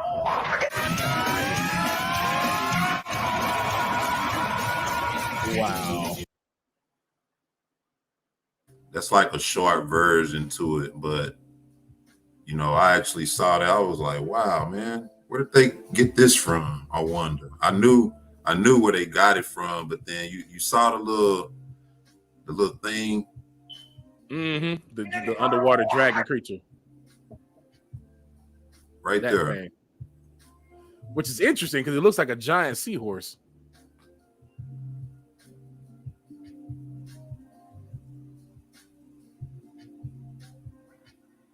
And so as he's trying to go up to get out of the water, this thing attacks him, you know, and he never makes it up. Yeah, that pressure popped his eyeballs. Yeah, the pressure. Yeah, you see how that's going. That'll be a nice thumbnail to use for like the judgment, coming judgment or something. You know. Nah, it's gonna be a secret rapture that nobody's gonna know about. They're just gonna see a bunch of drawers and shoes left around, and they're gonna be like, "What happened?" Nicolas Cage gonna be flying a plane. Come save everybody, huh? It's always one white dude to save everybody. That's right. It's either Nicolas Cage or Kirk Cameron. Yeah. Somebody he can jump off buildings and drive his car faster than the tornado or whatever chasing. He always, you know, be able to use his minivan and outdrive the storm. For real. had what do you call it? 5-minute powers he could see into the future to help save everybody from a nuclear bomb. The whole town destructed. He hop in his Durango. I gotta go save my daughter. No. Mm-hmm. Yeah, it's crazy, man. It's definitely wild out there. It's so much. There's so much stuff that they just lied about us, man. Everything, man. You know, I know a lot of times, you know, I come off when I'm just like, nah, they lying. But people don't understand when y'all said that he had to shorten the days because the very elect would be deceived. Do you think that the world would be going at a normal purpose for him to have to speed up the time? I mean, it's 2022 already. It feels like it was just turning 2019. Yeah. These past years, it was already passing pretty quick up until the end. But when 2019 came down, it's like this time went like nowhere. Like 2020 and 2021 was a blur. Yeah. And here we are in 2022 now. It's like, come on, man. This stuff here, people got to understand, man. We are under a strong delusion. We probably are in one of the most lied to parts in history ever. Because you got to understand, these creatures that we're talking about, these ancient things, these demons and stuff still exist, and they're still trying to control what's going on right now because they want to come back and they want to do their thing on the earth. They want to have physical bodies. They don't want to just possess people and do it through proxy. They want to come back and do it for real. And we about to see these things start coming back because they're going to use technology just like they did back then to do that. They already had a dude. This dude just had a transplant from a genetically modified pig heart. Yeah, I saw that. That's wow. Wow. You know what I'm saying? They create and they already got artificial wombs. They don't even need a man and a woman to make kids no more. They have an artificial womb where they can grow a child from basically embryo to full grown, ready to give birth. Don't even need a woman. Just get the man's seed and the woman's egg, and they're good to go. They got all them tools that they need to start doing some supernatural stuff. Why would you need incubators like that to grow humans? Why would you need that? Especially when you got people actively trying to kill humans. So what are you trying to grow? It's obviously not going to be human. Well, my question is why haven't you been doing that instead of using us to fill up your prison industrial system? Bingo. You know, breed your own people. Nah, they don't want to do that. They want to have us because, you know, when we wake up and aren't under oppression, we're going to come through and change the paradigm, and they can't have that. Man, what's going on, Brother T? What's up, family? What's going on, my guys? Y'all good? Yes, sir, man. How you been, bro? Yeah, I'm in there, man. Still in it to win it. You know how we say it down here in the South. Yep, gotta be. Yes, sir.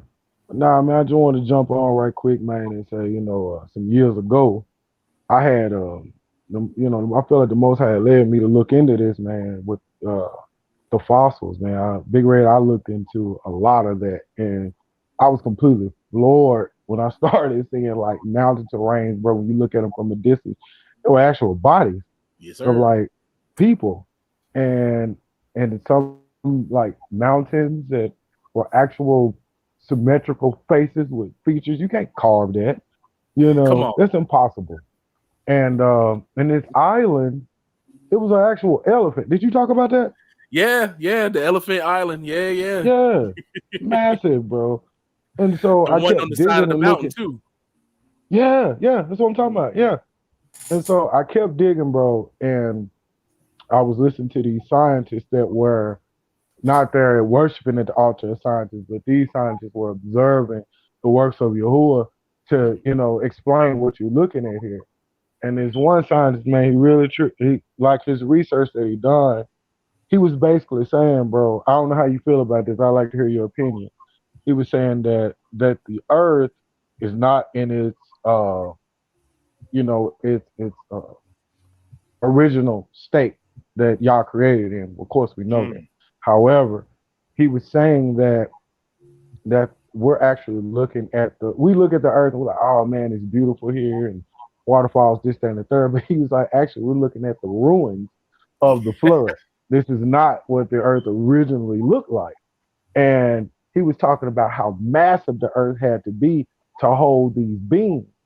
And how that the when when the scriptures talk about the firmament and the water, and he was like, basically the earth was in like encapsulated in water, and that the temperature stayed a perfect temperature all year. And that's how you have butterflies the size of just massive, and birds the size of buildings. Like everything was bigger, and even Adam was even bigger. He was like, he project Adam to be anywhere from 13 to 15 feet tall, because the level of oxygen was way higher, and it was just, I just kept digging into that, man, and it's like I had to stop because it was getting so good, to actually see have an idea of the original state of the earth, man. It was huge to hold these things. Yeah. Absolutely. It's still huge. We just in a little microcosm of it. My next study that I'm gonna do on my channel is gonna be about the moon. My icon, I'm gonna give y'all some hints on it right now. I talked about it a little bit on Sister Eve thing, but I didn't go into too in depth. I'm gonna go in depth on the next thing that I do. And when you look at my icon, there's a circle area. That circle area is the known area where we are. You see a whole lot of extra land outside of that. There's green land out there. That's what they call terra firma, or the extra land. And there's a lot of old maps that talk about extra lands and lands from beyond. Even Admiral Byrd talked about it when he went out to Antarctica, and he came back. He said, yeah, there's more land out there. There's more land. What you said was 100% on point, like what that scientist was talking about, because like you said, look at how big them giants was. Look at how huge those elephants was. There's actually even another, it's an island, but when you look at the island from above, it looked like an elephant fell down, and the trail at the end is like its trunk. Like, these were huge, giant creatures. Not only is most of the earth underwater, we in a small time prison of the earth. The land in the areas that we know is small compared to the vastness of this realm. This realm is extremely vast, and that dude is right. For big giant creatures to exist, the land had to be bigger. And back in the day, because we talked about that in the last bill, were the trees, how they had trees that were giant and they were silicon based. Silicon is much more, it can process oxygen better than other things. Silicon is very rich with oxygen. We have silicon in our blood too, because again, y'all made us from the ground. This is why you find all the elements from the ground in our blood and in our bodies. So when that oxygen richness was there, that's why Adam and them lived longer, because with more oxygen, that's why they do oxygen training. Like, you'll have a dude go in the mountains and he'll train. And then when he come down here, he can go twice as longer because there's more. Did it with less oxygen up north. So he come down here where there's more oxygen. Oh, okay, I'm good. I can go and do my thing. So they when Yah said he cut down the trees and he basically cleared out everything because of the flood, he made it so the oxygen levels were dropping and people wouldn't be inside huge size no more. So they just basically started growing smaller and smaller. And just like you said, what we're looking at now is the ruins of most of that stuff. It's still beautiful in a lot of areas, but it's a pale imitation of what it used to be. Man, they over here cutting up in the chat. Brother Bunyah said, hold up. That pig heart made the chitlins. Yeah. That was funny. Yeah. He said the dude part smell like chitlins. It's like, man, look, you now you got something to build off of. You at work and co-workers come around, you're like, man, you must got a pig heart.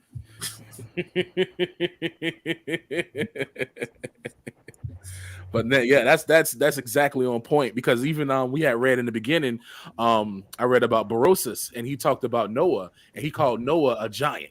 He called him a giant. He called a couple of the ancient ones giants, and they even said that they found Noah's tomb, and the bones were about 12 feet. It was 12 feet tall. So Noah, Adam, all of them, Enoch, humans were generally taller back during that time. And that's how they lived for so long. It wasn't just some magical thing. You know, the Christianity will have you make, it was just magic. You know, that all these people actually don't even talk about it really, about why all these people lived so long, 900, 800, 500, 600, you know, all these different long years, as we see these years, you know, narrow down to natural lifespans later on in the Bible. Like all of that was because of the higher oxygen concentration in the earth. Watch this. This is the apocalypse of Abraham. I'm going to just read this little portion. This is the angel showing Abraham a vision of the beginning of Adam. He says, and I looked into the picture, and mine eyes ran to the side of the Garden of Eden. And I saw there a man very great in height and fearful in breadth, incomparable in aspect, embracing a woman who likewise approximated to the aspect and shape of the man. So he's seeing a man and a woman who was very great in height and fearful in breadth, right? A man and a woman. And they were standing under a tree of the Garden of Eden.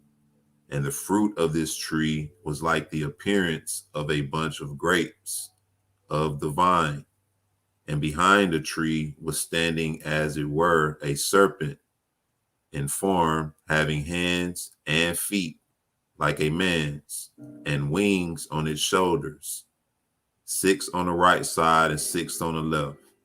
And they were holding the grapes of the tree in their hands, and both were eating it whom I had seen embracing. And I said, who are these mutually embracing? Or who is this who is between them? Or what is the fruit which they are eating, O mighty eternal one? And he said, this is the human world, because at this particular time, Abraham was transitioned up into the heavens. This is the human world. This is Adam. And this is their desire upon the earth. This is Eve. But he who is between them represented ungodliness, their beginning to perdition, even Azazel. So Abraham is seeing a vision of the beginning of the Garden of Eden. And basically he's seeing giants, right? Very great in height and fearful in breadth, incomparable in aspect, embracing a woman who likewise approximated to the aspect and shape of the man. So we reading about our forefather and foremother, Adam and Eve, right? Now, let me go to one more place.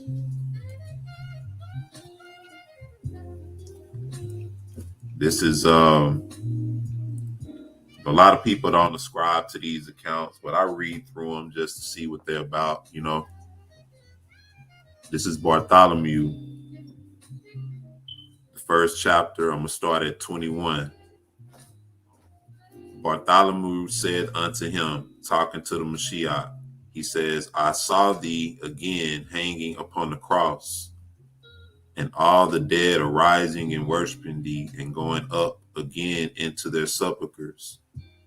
Tell me, Adonai, who was he whom the angels bear up in their hands? Even that man that was very great of stature. And what speakest thou unto him that he sighed so sore? Yehoshua answered and said unto him, it was Adam, the first formed, for whose sake I came down from heaven upon earth. And I said unto him, I was hung upon the cross for thee and for thy children's sake. If you want to find out who the children of Adam are, go read Luke 3rd chapter.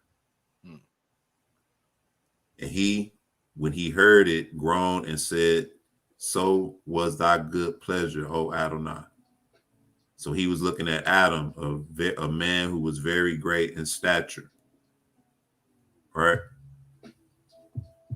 So that lines up with what we're talking about in the beginning of the times, beginning of the creation. The earth was way different. You know, the earth, I would even say, like we mentioned earlier, a lot of the earth is covered up right now. You know,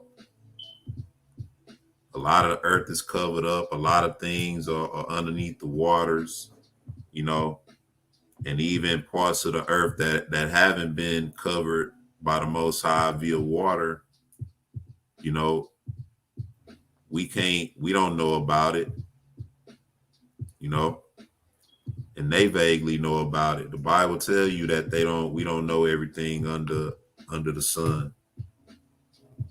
No man can know. Right? That's facts. That's facts. Absolutely. Bro, just to point this out, I think it's off the coast of Asia, if I'm not mistaken, in that area. It was like this underground city, bro. Ray, you ever seen that? It's like this city that's underwater. You know what I mean? And it's like a massive city just sitting there. You ever saw that? That complex that they found, like the steps and stuff that went down. Yeah. I've heard about that. Yeah, where they started finding like statues and everything. Yup. And and one more thing, it was a few years back when these archaeologists, I always butcher that word, but these guys, they discovered a tree stump, I think in Antarctica. If I'm mistaken, please correct me. But it was a tree stump that they said that they found, and they said that the size of this thing, that this tree had to be no less than 400 feet high because of the mass size of the trunk. Yeah. You ever heard of that? No, I haven't heard of that one, but I know those redwoods over there in California are similar like that too.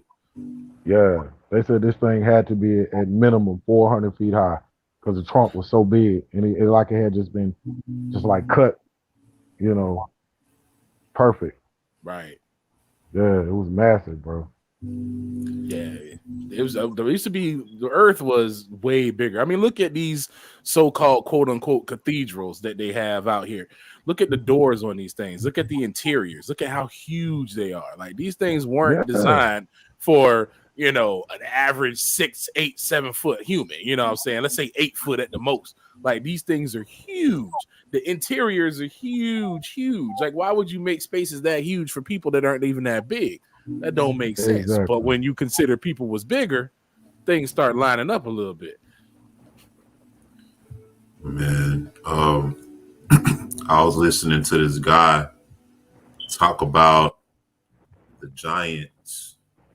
He was saying that he was listening to one of his friends' great granddad, and they were talking. He was telling him about that. And he said that he was telling him something about the in the ancient times, like the first giants in the earth were so big, like they could walk from landmass to landmass by just walking through the oceans and the waters would come up to their shoulders. Whoa.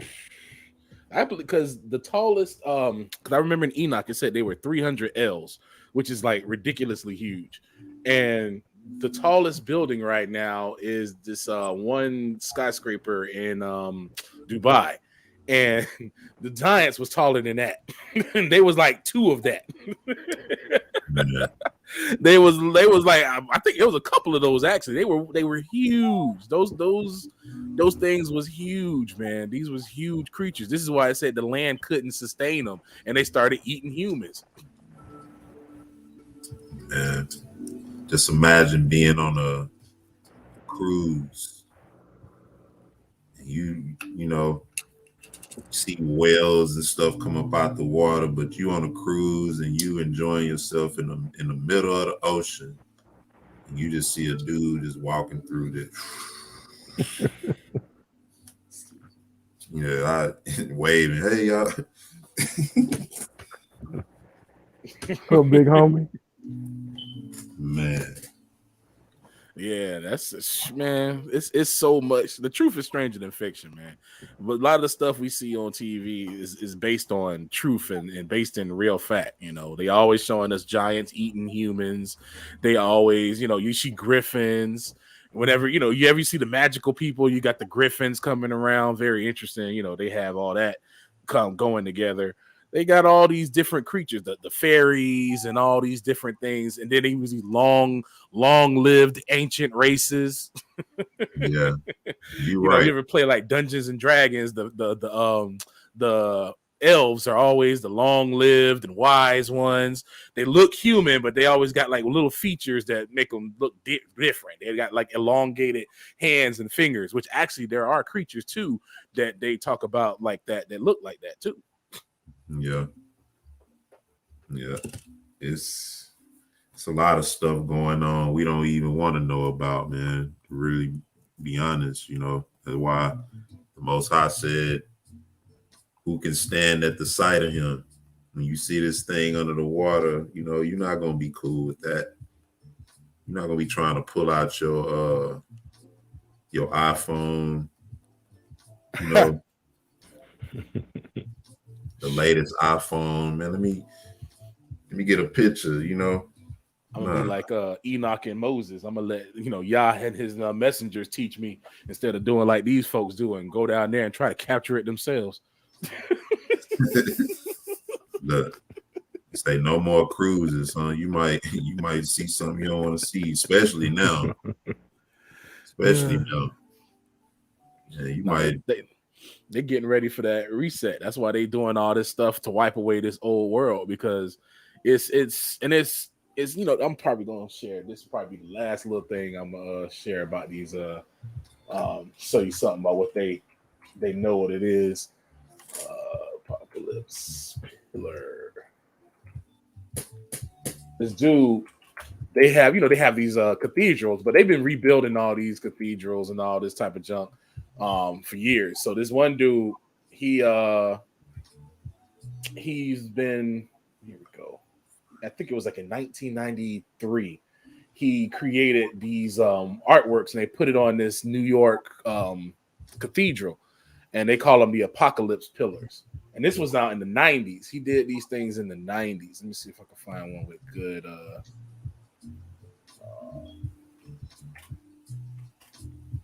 course, now when I want to find it, I want to show me. Okay, here we go. Share my screen. Yeah.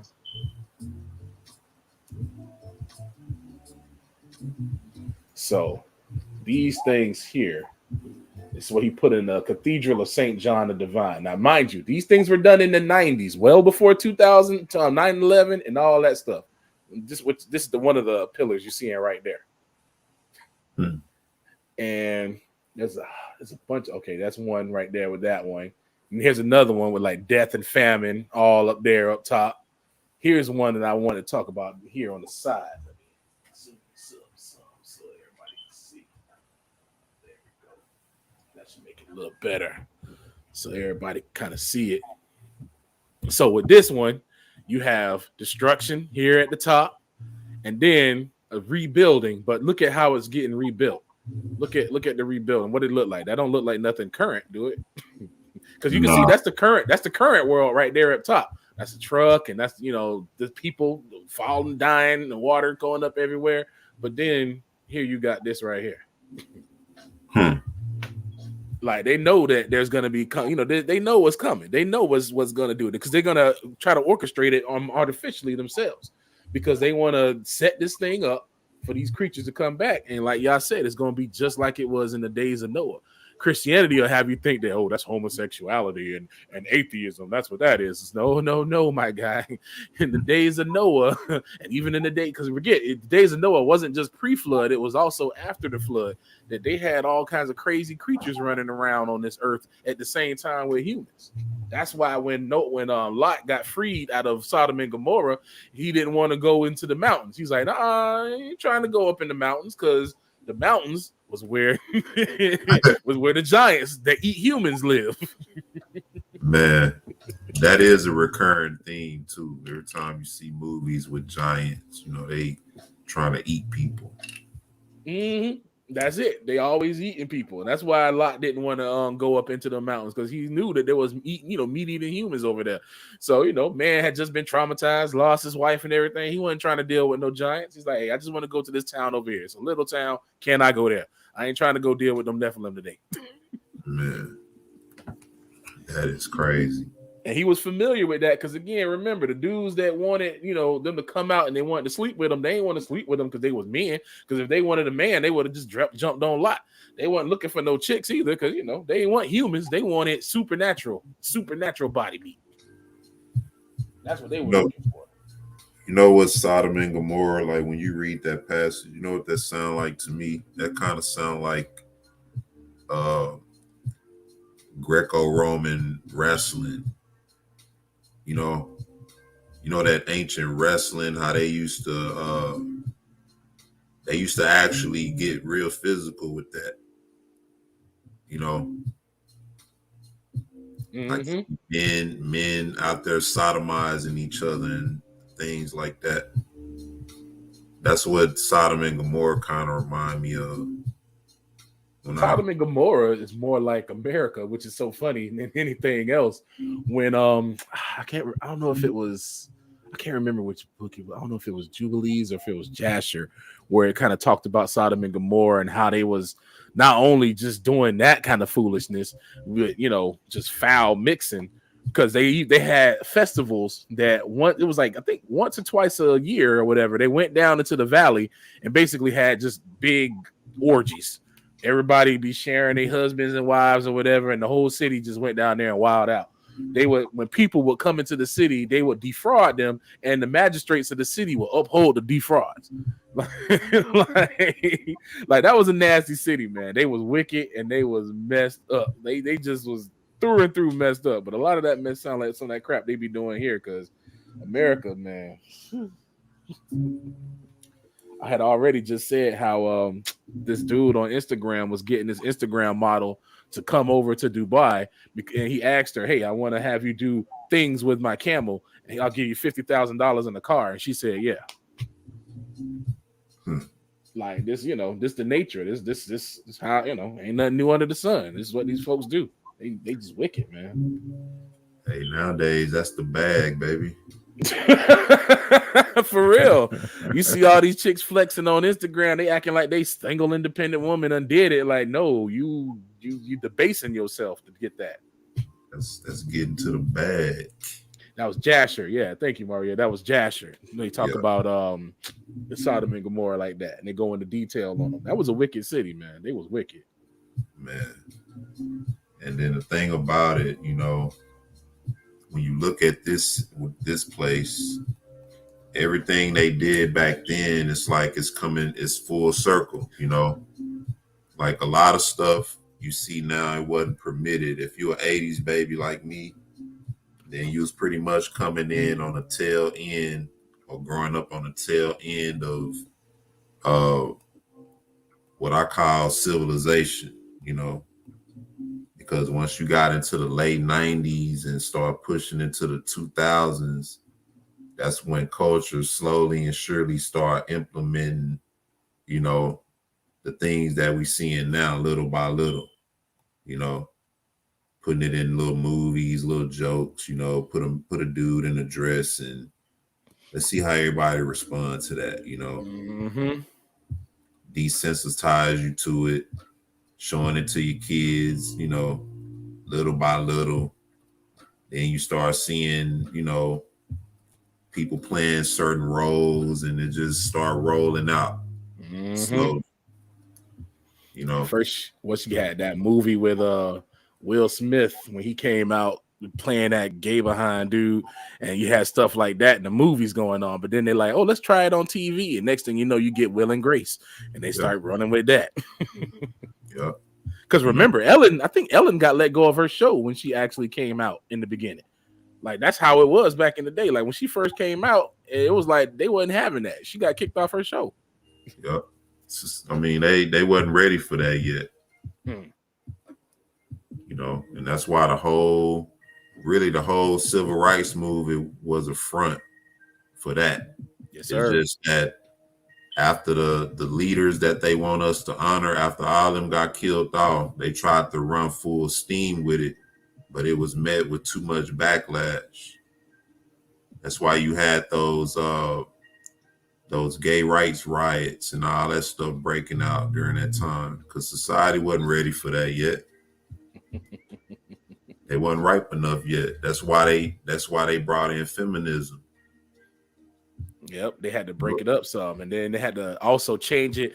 You notice whenever they do stuff, they always start it from like their stars or their witchcraft workers in Hollywood, and it started with like Madonna, and even they used us because even Prince. I'm gonna hurt some feelings right now. You know what I'm saying? My mama liked Prince. Hey, I'm gonna tell y'all straight up, this man walking out with bootyless chaps. I don't care how much talent you got. Come on, bro. Come on, bro. You don't get no pass for that.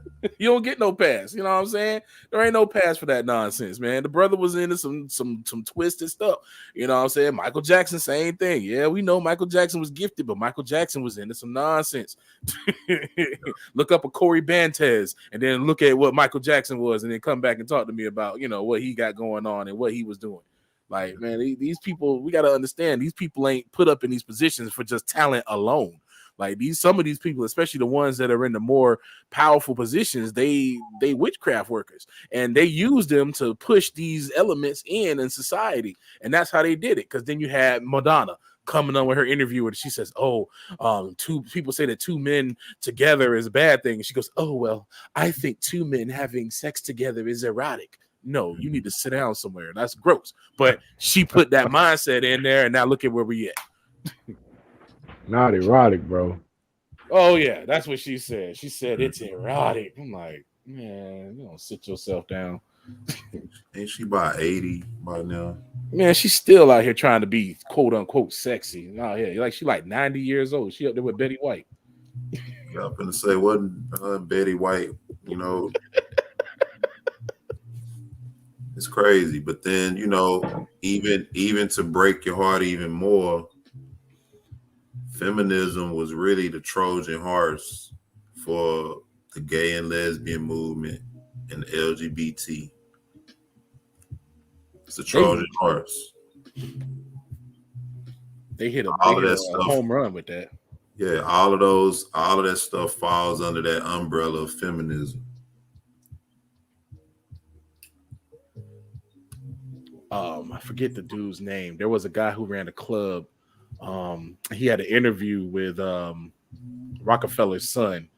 Man, I forget his name. Something Russo, and he did an interview with Rockefeller's son, and Rockefeller's son asked him, he was like, why do you think we supported the women's rights movement?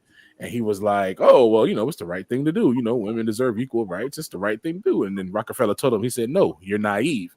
He's like, when we have women working, not only do we have them out of the home, we can get their kids now in our institutions, so we can start training them and giving them our ideals. Plus, with the women working, we can now collect taxes from them. Exactly. Now with women outnumbering men, that's more taxes they can generate illegally because they're really not supposed to be doing that. Taxation is theft. Taxation is theft. Into the income tax was supposed to be a temporary thing, and now here we are. And they sure did whack Russo Morgan. They sure did. Russo told the truth about Aaron Russo. That was his name. Yeah, he told it. He was telling the truth.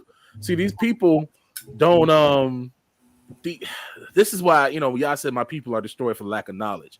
Because when I tell people that, me and a lot of other folks, we saying this stuff, that this stuff is orchestrated. These people know what they're doing. They sit around with think tanks and they make plans on plans and contingency plan. There's a whole field of study. They call them like emergency planners. It's like they have a different name for them in some cases, but what these dudes do is they're like emergency plans.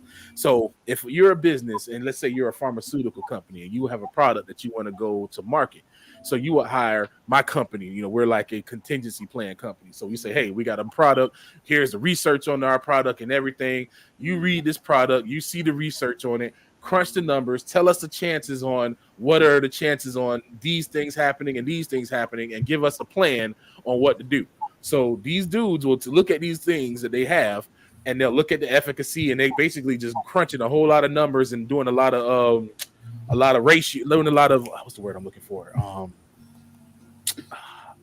Probability. They're doing a lot of probability math, and what they'll do is based on the probabilities, they have contingency plans. Like to give an example, there's a company called Solar Winds that they got hacked big time. And Solar Winds do business with the government, everything. Like right after the hack, Solar Winds changed their name. They had a new name, a new brand, new website. Like everything was up like almost instantly. So one would think normally like, dang, they put that together really fast. No, they already had it set up. This is what corporations do. When you see corporations change names or change things or move real fast and do stuff, you're like, man, how did they do that so quickly? They already had a plan. They have contingency plans set up already. So, okay, if we release this product and this happens, or we have this out there and this happens, this is what we do. And they have companies out there that are paid just to listen, just to help these people come up with the probability for these situations and to help them plan for contingencies for that. Now, this is for corporations. They have that. How much more so would you have that for folks that's out here trying to run things and do things? Like they already know probable scenarios. That's why they got controlled opposition in every corner and every facet of everything. Yeah, that's why a lot of major corporations even own some of the lower corporations. Just so they could control it that way. That way that'll keep from monopolizing. Like you'll have one company monopolizing a market, so they'll have a main market and then have all these subsidiary markets up under them, but under that same market, they controlling it all. Facebook. Facebook literally I was talking about it, when I talked about the theocratic rule. Facebook literally gave the backhand to a whole nation. Australia said, hey, Facebook, if you're sharing news stories from our local news people, you got to cut them off a paycheck. It's only fair. You sharing their hard work, you got to cut them off some money. Facebook said, oh, you think so? Well, no Facebook for you, Australia. And they had to walk it back. That's a mad chess move. That's a move worthy of somebody like Bumpy Robinson, one of them old gangsters. Mad chess move. You tell him he's done in these streets. He wants internet, he wants Facebook, he got to come through me. Let Australia know they're done. They're done in these streets. They don't get a like, they don't get anything. Yep. Cut them off. You want some whack on us, you got to go through me. That's it. That's it. For real. Shoot, they cut them off. That's scary that a private company got so much power, they'll make a whole country change their legislation. That's crazy. But then that just goes to show you how powerful media is in marketing, access to the world via your phone and all that stuff is important to people all over the world now. Facts. It's You know, crazy. some people, if they don't get their likes, boy, oh boy, I never seen people so. Boy, I'm telling you, just a literal 0 and a 1 in a computer will make people lose their mind. Like I've seen relationships go crazy over a doggone like. Man, why she liking your picture? Maybe she like my hat. You know,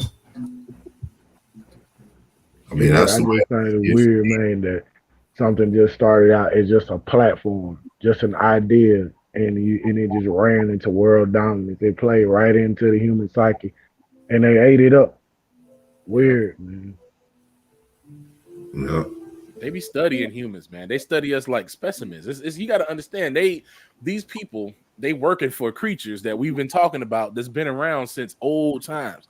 They've known us since, we was 12 feet, 13, 15 feet tall. They've studied us and watched us, and it's crazy.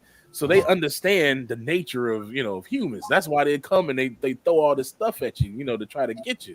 They figure, oh, if I give you some money, then what I'm saying, you'll do what I want you to do. If I make you comfortable, you do what I want you to do. Like they understand people, man, because that's why they got it. Like, look at how it is with Facebook now, man. People lose their mind when Facebook went down. Oh Lord, people don't know how to act. Man, I know. I remember when I first came into the knowledge of the truth, and I was attending this particular Bible study class, and we went to a debate one night, and there was these black guys, these brothers. They was walking around. They had these sticks, and they had these hats on. You know how the little the Chinese walk around, those hats look like little cone hats at the top. Like the ones Masons wear. Yeah, they was, I don't know what they're called, but you see, like, if you look over at pictures in China, you see the Chinese people wearing them all the time, A pointy hat. Yeah, little round hats, but they point up at the top, Like what Raiden will wear? Yeah, something like that. Oh, those are sakkats. That's a sakkat. Yeah, that's called a sakkat. Yeah. They had on those, and they had some sticks in their hand. And one dude was walking around, and he was saying a bunch of stuff, weird stuff. But then he said, man, I've been around 1,200 years, I've been around here 1,200 years. And he was saying some more stuff because there was a lot of debating going on. And so I kind of got away from that dude. I was like, man, who is this dude? Talking about he been around 1,200 years. I knew, it sounded strange, but then at the same time, I was aware of that concept of people claiming to have been around for long periods of time. So it wasn't nothing that I believed, but at the same time, it wasn't nothing that I didn't believe at the same time. I just got out the dude's way. I thought he was crazy when he said that. But that's not the first time I heard somebody say that. People saying they've been around for long periods of time, I don't know if y'all ever heard anybody say that before. It may not be them, but it'll be I've heard people that the demonic possession saying some crazy stuff like that. Those Right. spirits come talking about that. So yeah, definitely I could see that. Spirits coming out and talking, telling people they've been around, and it'd be like that. I remember one of the first times I seen a dude get a demon cast out. It was this local hood dude, you know what I'm saying? Probably barely been out of Florida. And this cat talking in dialects that I know he ain't never been there before. I mean, then you read the Bible when Yehoshua encountered men who was possessed with demons, and they had so much strength that nobody could come around them and all that kind of stuff. It's not far-fetched, It's just nowadays we pretty much trained to look at it scientifically. So if you see somebody like that, you diagnose them with bipolar schizophrenia. Exactly. And they give you that medication that don't do nothing but just suppress your mind. It don't do anything about the underlying spirits you got. Hey, quick question, right quick, brother. I want to ask y'all this. What do you think about these kids that they've been talking about here lately that say that they've been here before and they actually can tell you dates and times where they say they died and stuff, and this stuff checks out to be legit? I haven't heard about that. Yeah, it was just. I was just gonna say, man, it's this little boy. He said that he had come back as a I think he was white, little Caucasian kid. I think that's what his nationality was. But he said that he died. He was a black woman, and that he died at this address. And he kept saying it. And his mother, she was, that was just real part. Thought he was just big imagination or whatever. So he just kept talking about this place. And so she finally checked it out, and it was legit. That it was a lady there that was, well, he said that he was a nurse and he used to work at this hospital and that he got burnt up in the hospital or something like that. Yeah. And found out, man, that that's what went down. That was weird, bro. I had never seen anything like that. And it was multiple kids talking about they had been here before. Familiar spirits, because a lot of these kids getting demon possessed from birth from the nonsense their parents be doing.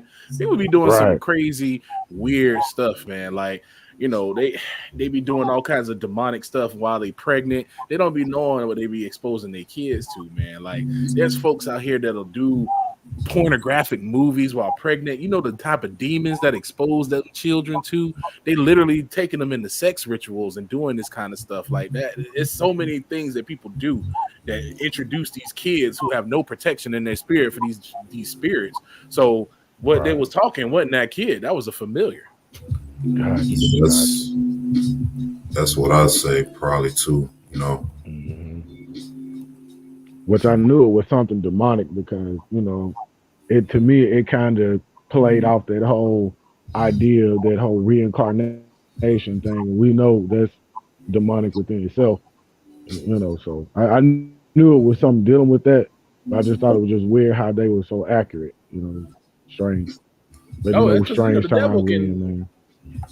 Devil will definitely, give you some accurate statements because, they'll send their spirits over to go look at something and give them, they work together when it comes to it's kind of like how realtors will work together to get a commission. If it'll be working together to get a soul and they can absorb the energy from that, from that soul, then hey, we'll work together and we'll make this thing happen. You know what I'm saying? They'll work together for something like that. So the devil got his ways of doing stuff and getting things out there. That's how people will come up and they'll say certain things, but at the end of the day, Yahuwah is the one who run it all. They don't know the future. They don't know that. They just got little factoids here and there that they can tell the gullible, but they can never tell the truth. Yeah. That's why we got to pray over our children, man, as much as possible. Facts. Keep them covered because, like I said, letting them mingle with other kids and stuff, you gotta watch that too, as much as possible. Yeah, especially nowadays, these TV shows, these things, man, they setting kids up for demonic possession, man. It's like, watch as much as whatever my son watched. I usually try to watch it beforehand to make sure it was what it was okay, because I don't trust these folks. They out here putting all kinds of manner of foolishness on TV nowadays. Man, I'll be all over what my kids watch. I sit there and watch TV with them. I don't really watch TV. Facts. I watch what they watch, and just see how they react and then responding to it, Then it's not many, as far as YouTube go and stuff, it's not many things out there with a lot of black kids. I want them to see kids who look like them, solving cases and figuring out problems and, they don't have much of that. But the ones that they do, you know, that's what we expose them to. And some of the stuff, you know, is in Swahili and all that. We let them look at it. You know, I even get some of the old cartoons from, you know, I think there was an old cartoon called Fillmore. I should probably get that one for my son. I just thought about that when we were sitting here. There's an old cartoon called Fillmore. It was like a high school thing. Where was it high school? I think it was high school. But he was like a detective in school, and there was a brother. And man, Fillmore was the dopest. Fillmore was cool, man. Yeah. I like Fillmore because he put that one white girl in her place when she thought she could get over on her. That man was so gangster. He said, "Nah, you played yourself." Oh yeah, and that chicken, it was cold.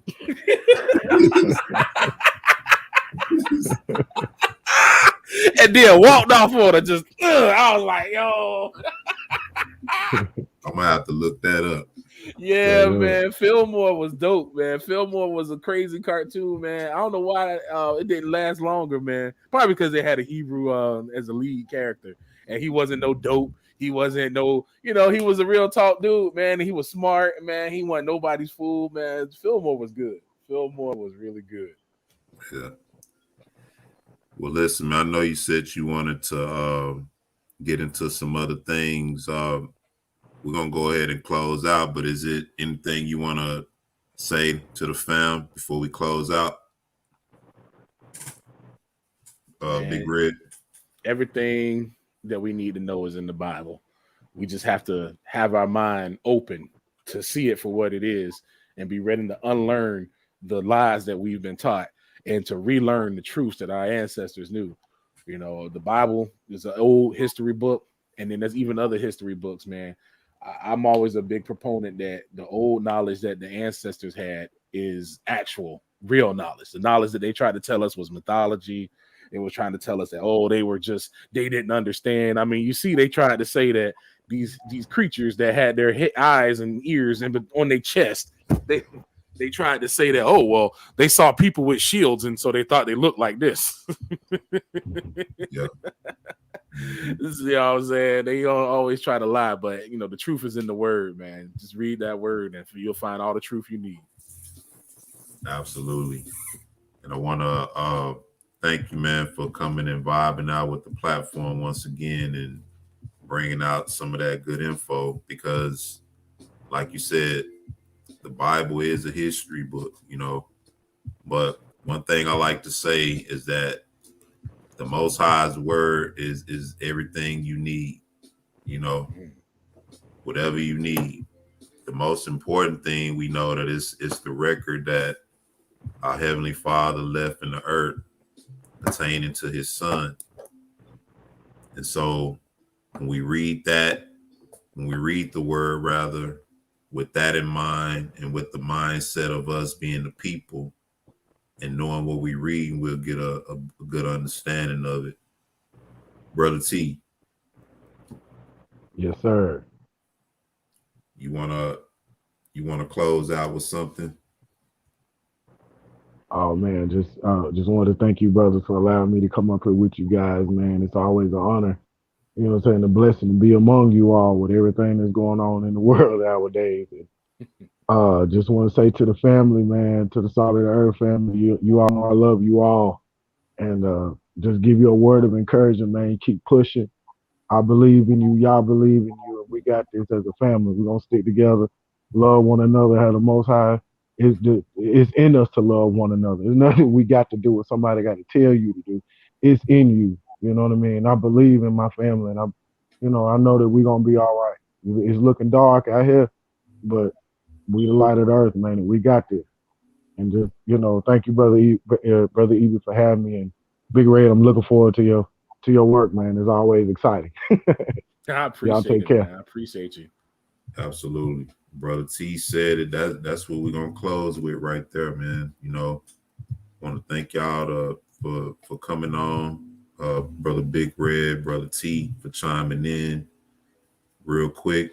When we started, I didn't go through the chat like we do customarily, so I'm gonna do that now. I want to say shalom and blessings to my brother Amir.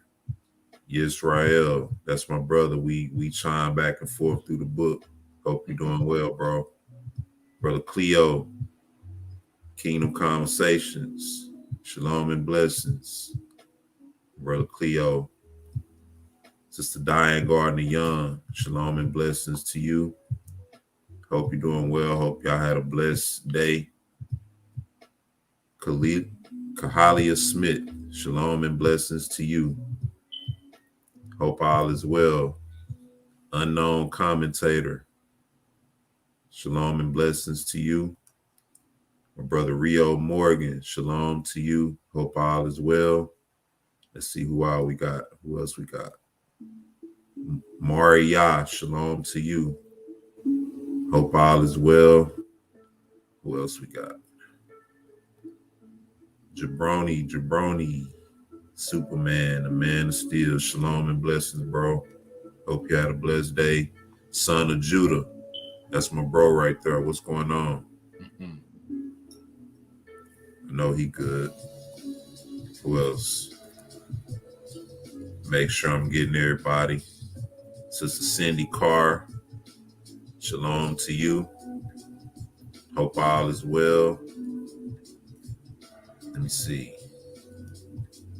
I think that's the brother Bunya. Shalom. Keep our brothers and sisters in prayer during this time. You know, hope everybody's recovering and getting better and you know, taking care of yourselves as much as possible. We can all do a little better, but you know, Sister Rochelle, Yah's daughter, I'm just scrolling through the chat, making sure I acknowledge everybody. Sister Rochelle, we still got your brother in our prayers, praying for recovery. I think that's about it. That's everybody. Oh, Trust Cafe, shalom and blessings, and thanks for reaching out via email. Like I said, once again, if you got any music or anything that you want to share with the family, feel free to send that via email, saltoftheearth144@gmail or ebrestore@gmail.com. And during our daytime sessions is when we vibe out with that, the music and everything. TC, shalom and blessings. Hope you're doing well. Hope you had a blessed day. Yeah, that look like that's about everybody. If I missed you, you know, it wasn't on purpose. Roberta Tassi Rowland out there in the Philippines. Yeah, I'm glad I didn't miss him. Yeah, that look like that's everybody. But shalom and blessings, everybody. I want to thank y'all once again for chiming in. You say send a prayer up. Oh, absolutely. Brother Hal, yeah. Yeah, our brother Hal Goodwin. He's also recovering, you know, and under the weather right now. And like I said, I know a lot of people have to go out, you know, and go to work and that kind of stuff. And that might be what may, you know, attribute to some of that. But, you know, like I said, when we out, let's try to keep our distance, you know, and you know, do what we can as far as taking what we need to take, drinking enough water. You know, like I said, during the winter seasons, people don't drink enough water. You know, you forget because it's not as hot. So you go to the coffee, the juice, and the stuff like that, and you forget to drink the water. You know, and that's one simple thing we can improve on. But then other things, keeping your hands clean, bathing, you know, stuff like that, you know, or help out. And most of all, praying to the Most High. You know, in Apocrypha, it tell us that whenever we sick, if we pray to the Most High, you know, refrain from evil, that he'll heal us and make us whole. My brother Smitty, Shalom to you, Sister Linda Ricks. Shalom to you. Rama'ah, shalom to you. Brother Sean. Yep, that's everybody right there. But Kingdom Conversations, Wednesday night, hosted by Brother Cleo. And don't forget about the prayer Friday night with the family and the fellowship with that. All right, so on that note, shalom and blessings, brothers and sisters. Till we meet again, take care. May the Most High be with you. Shalom. Long.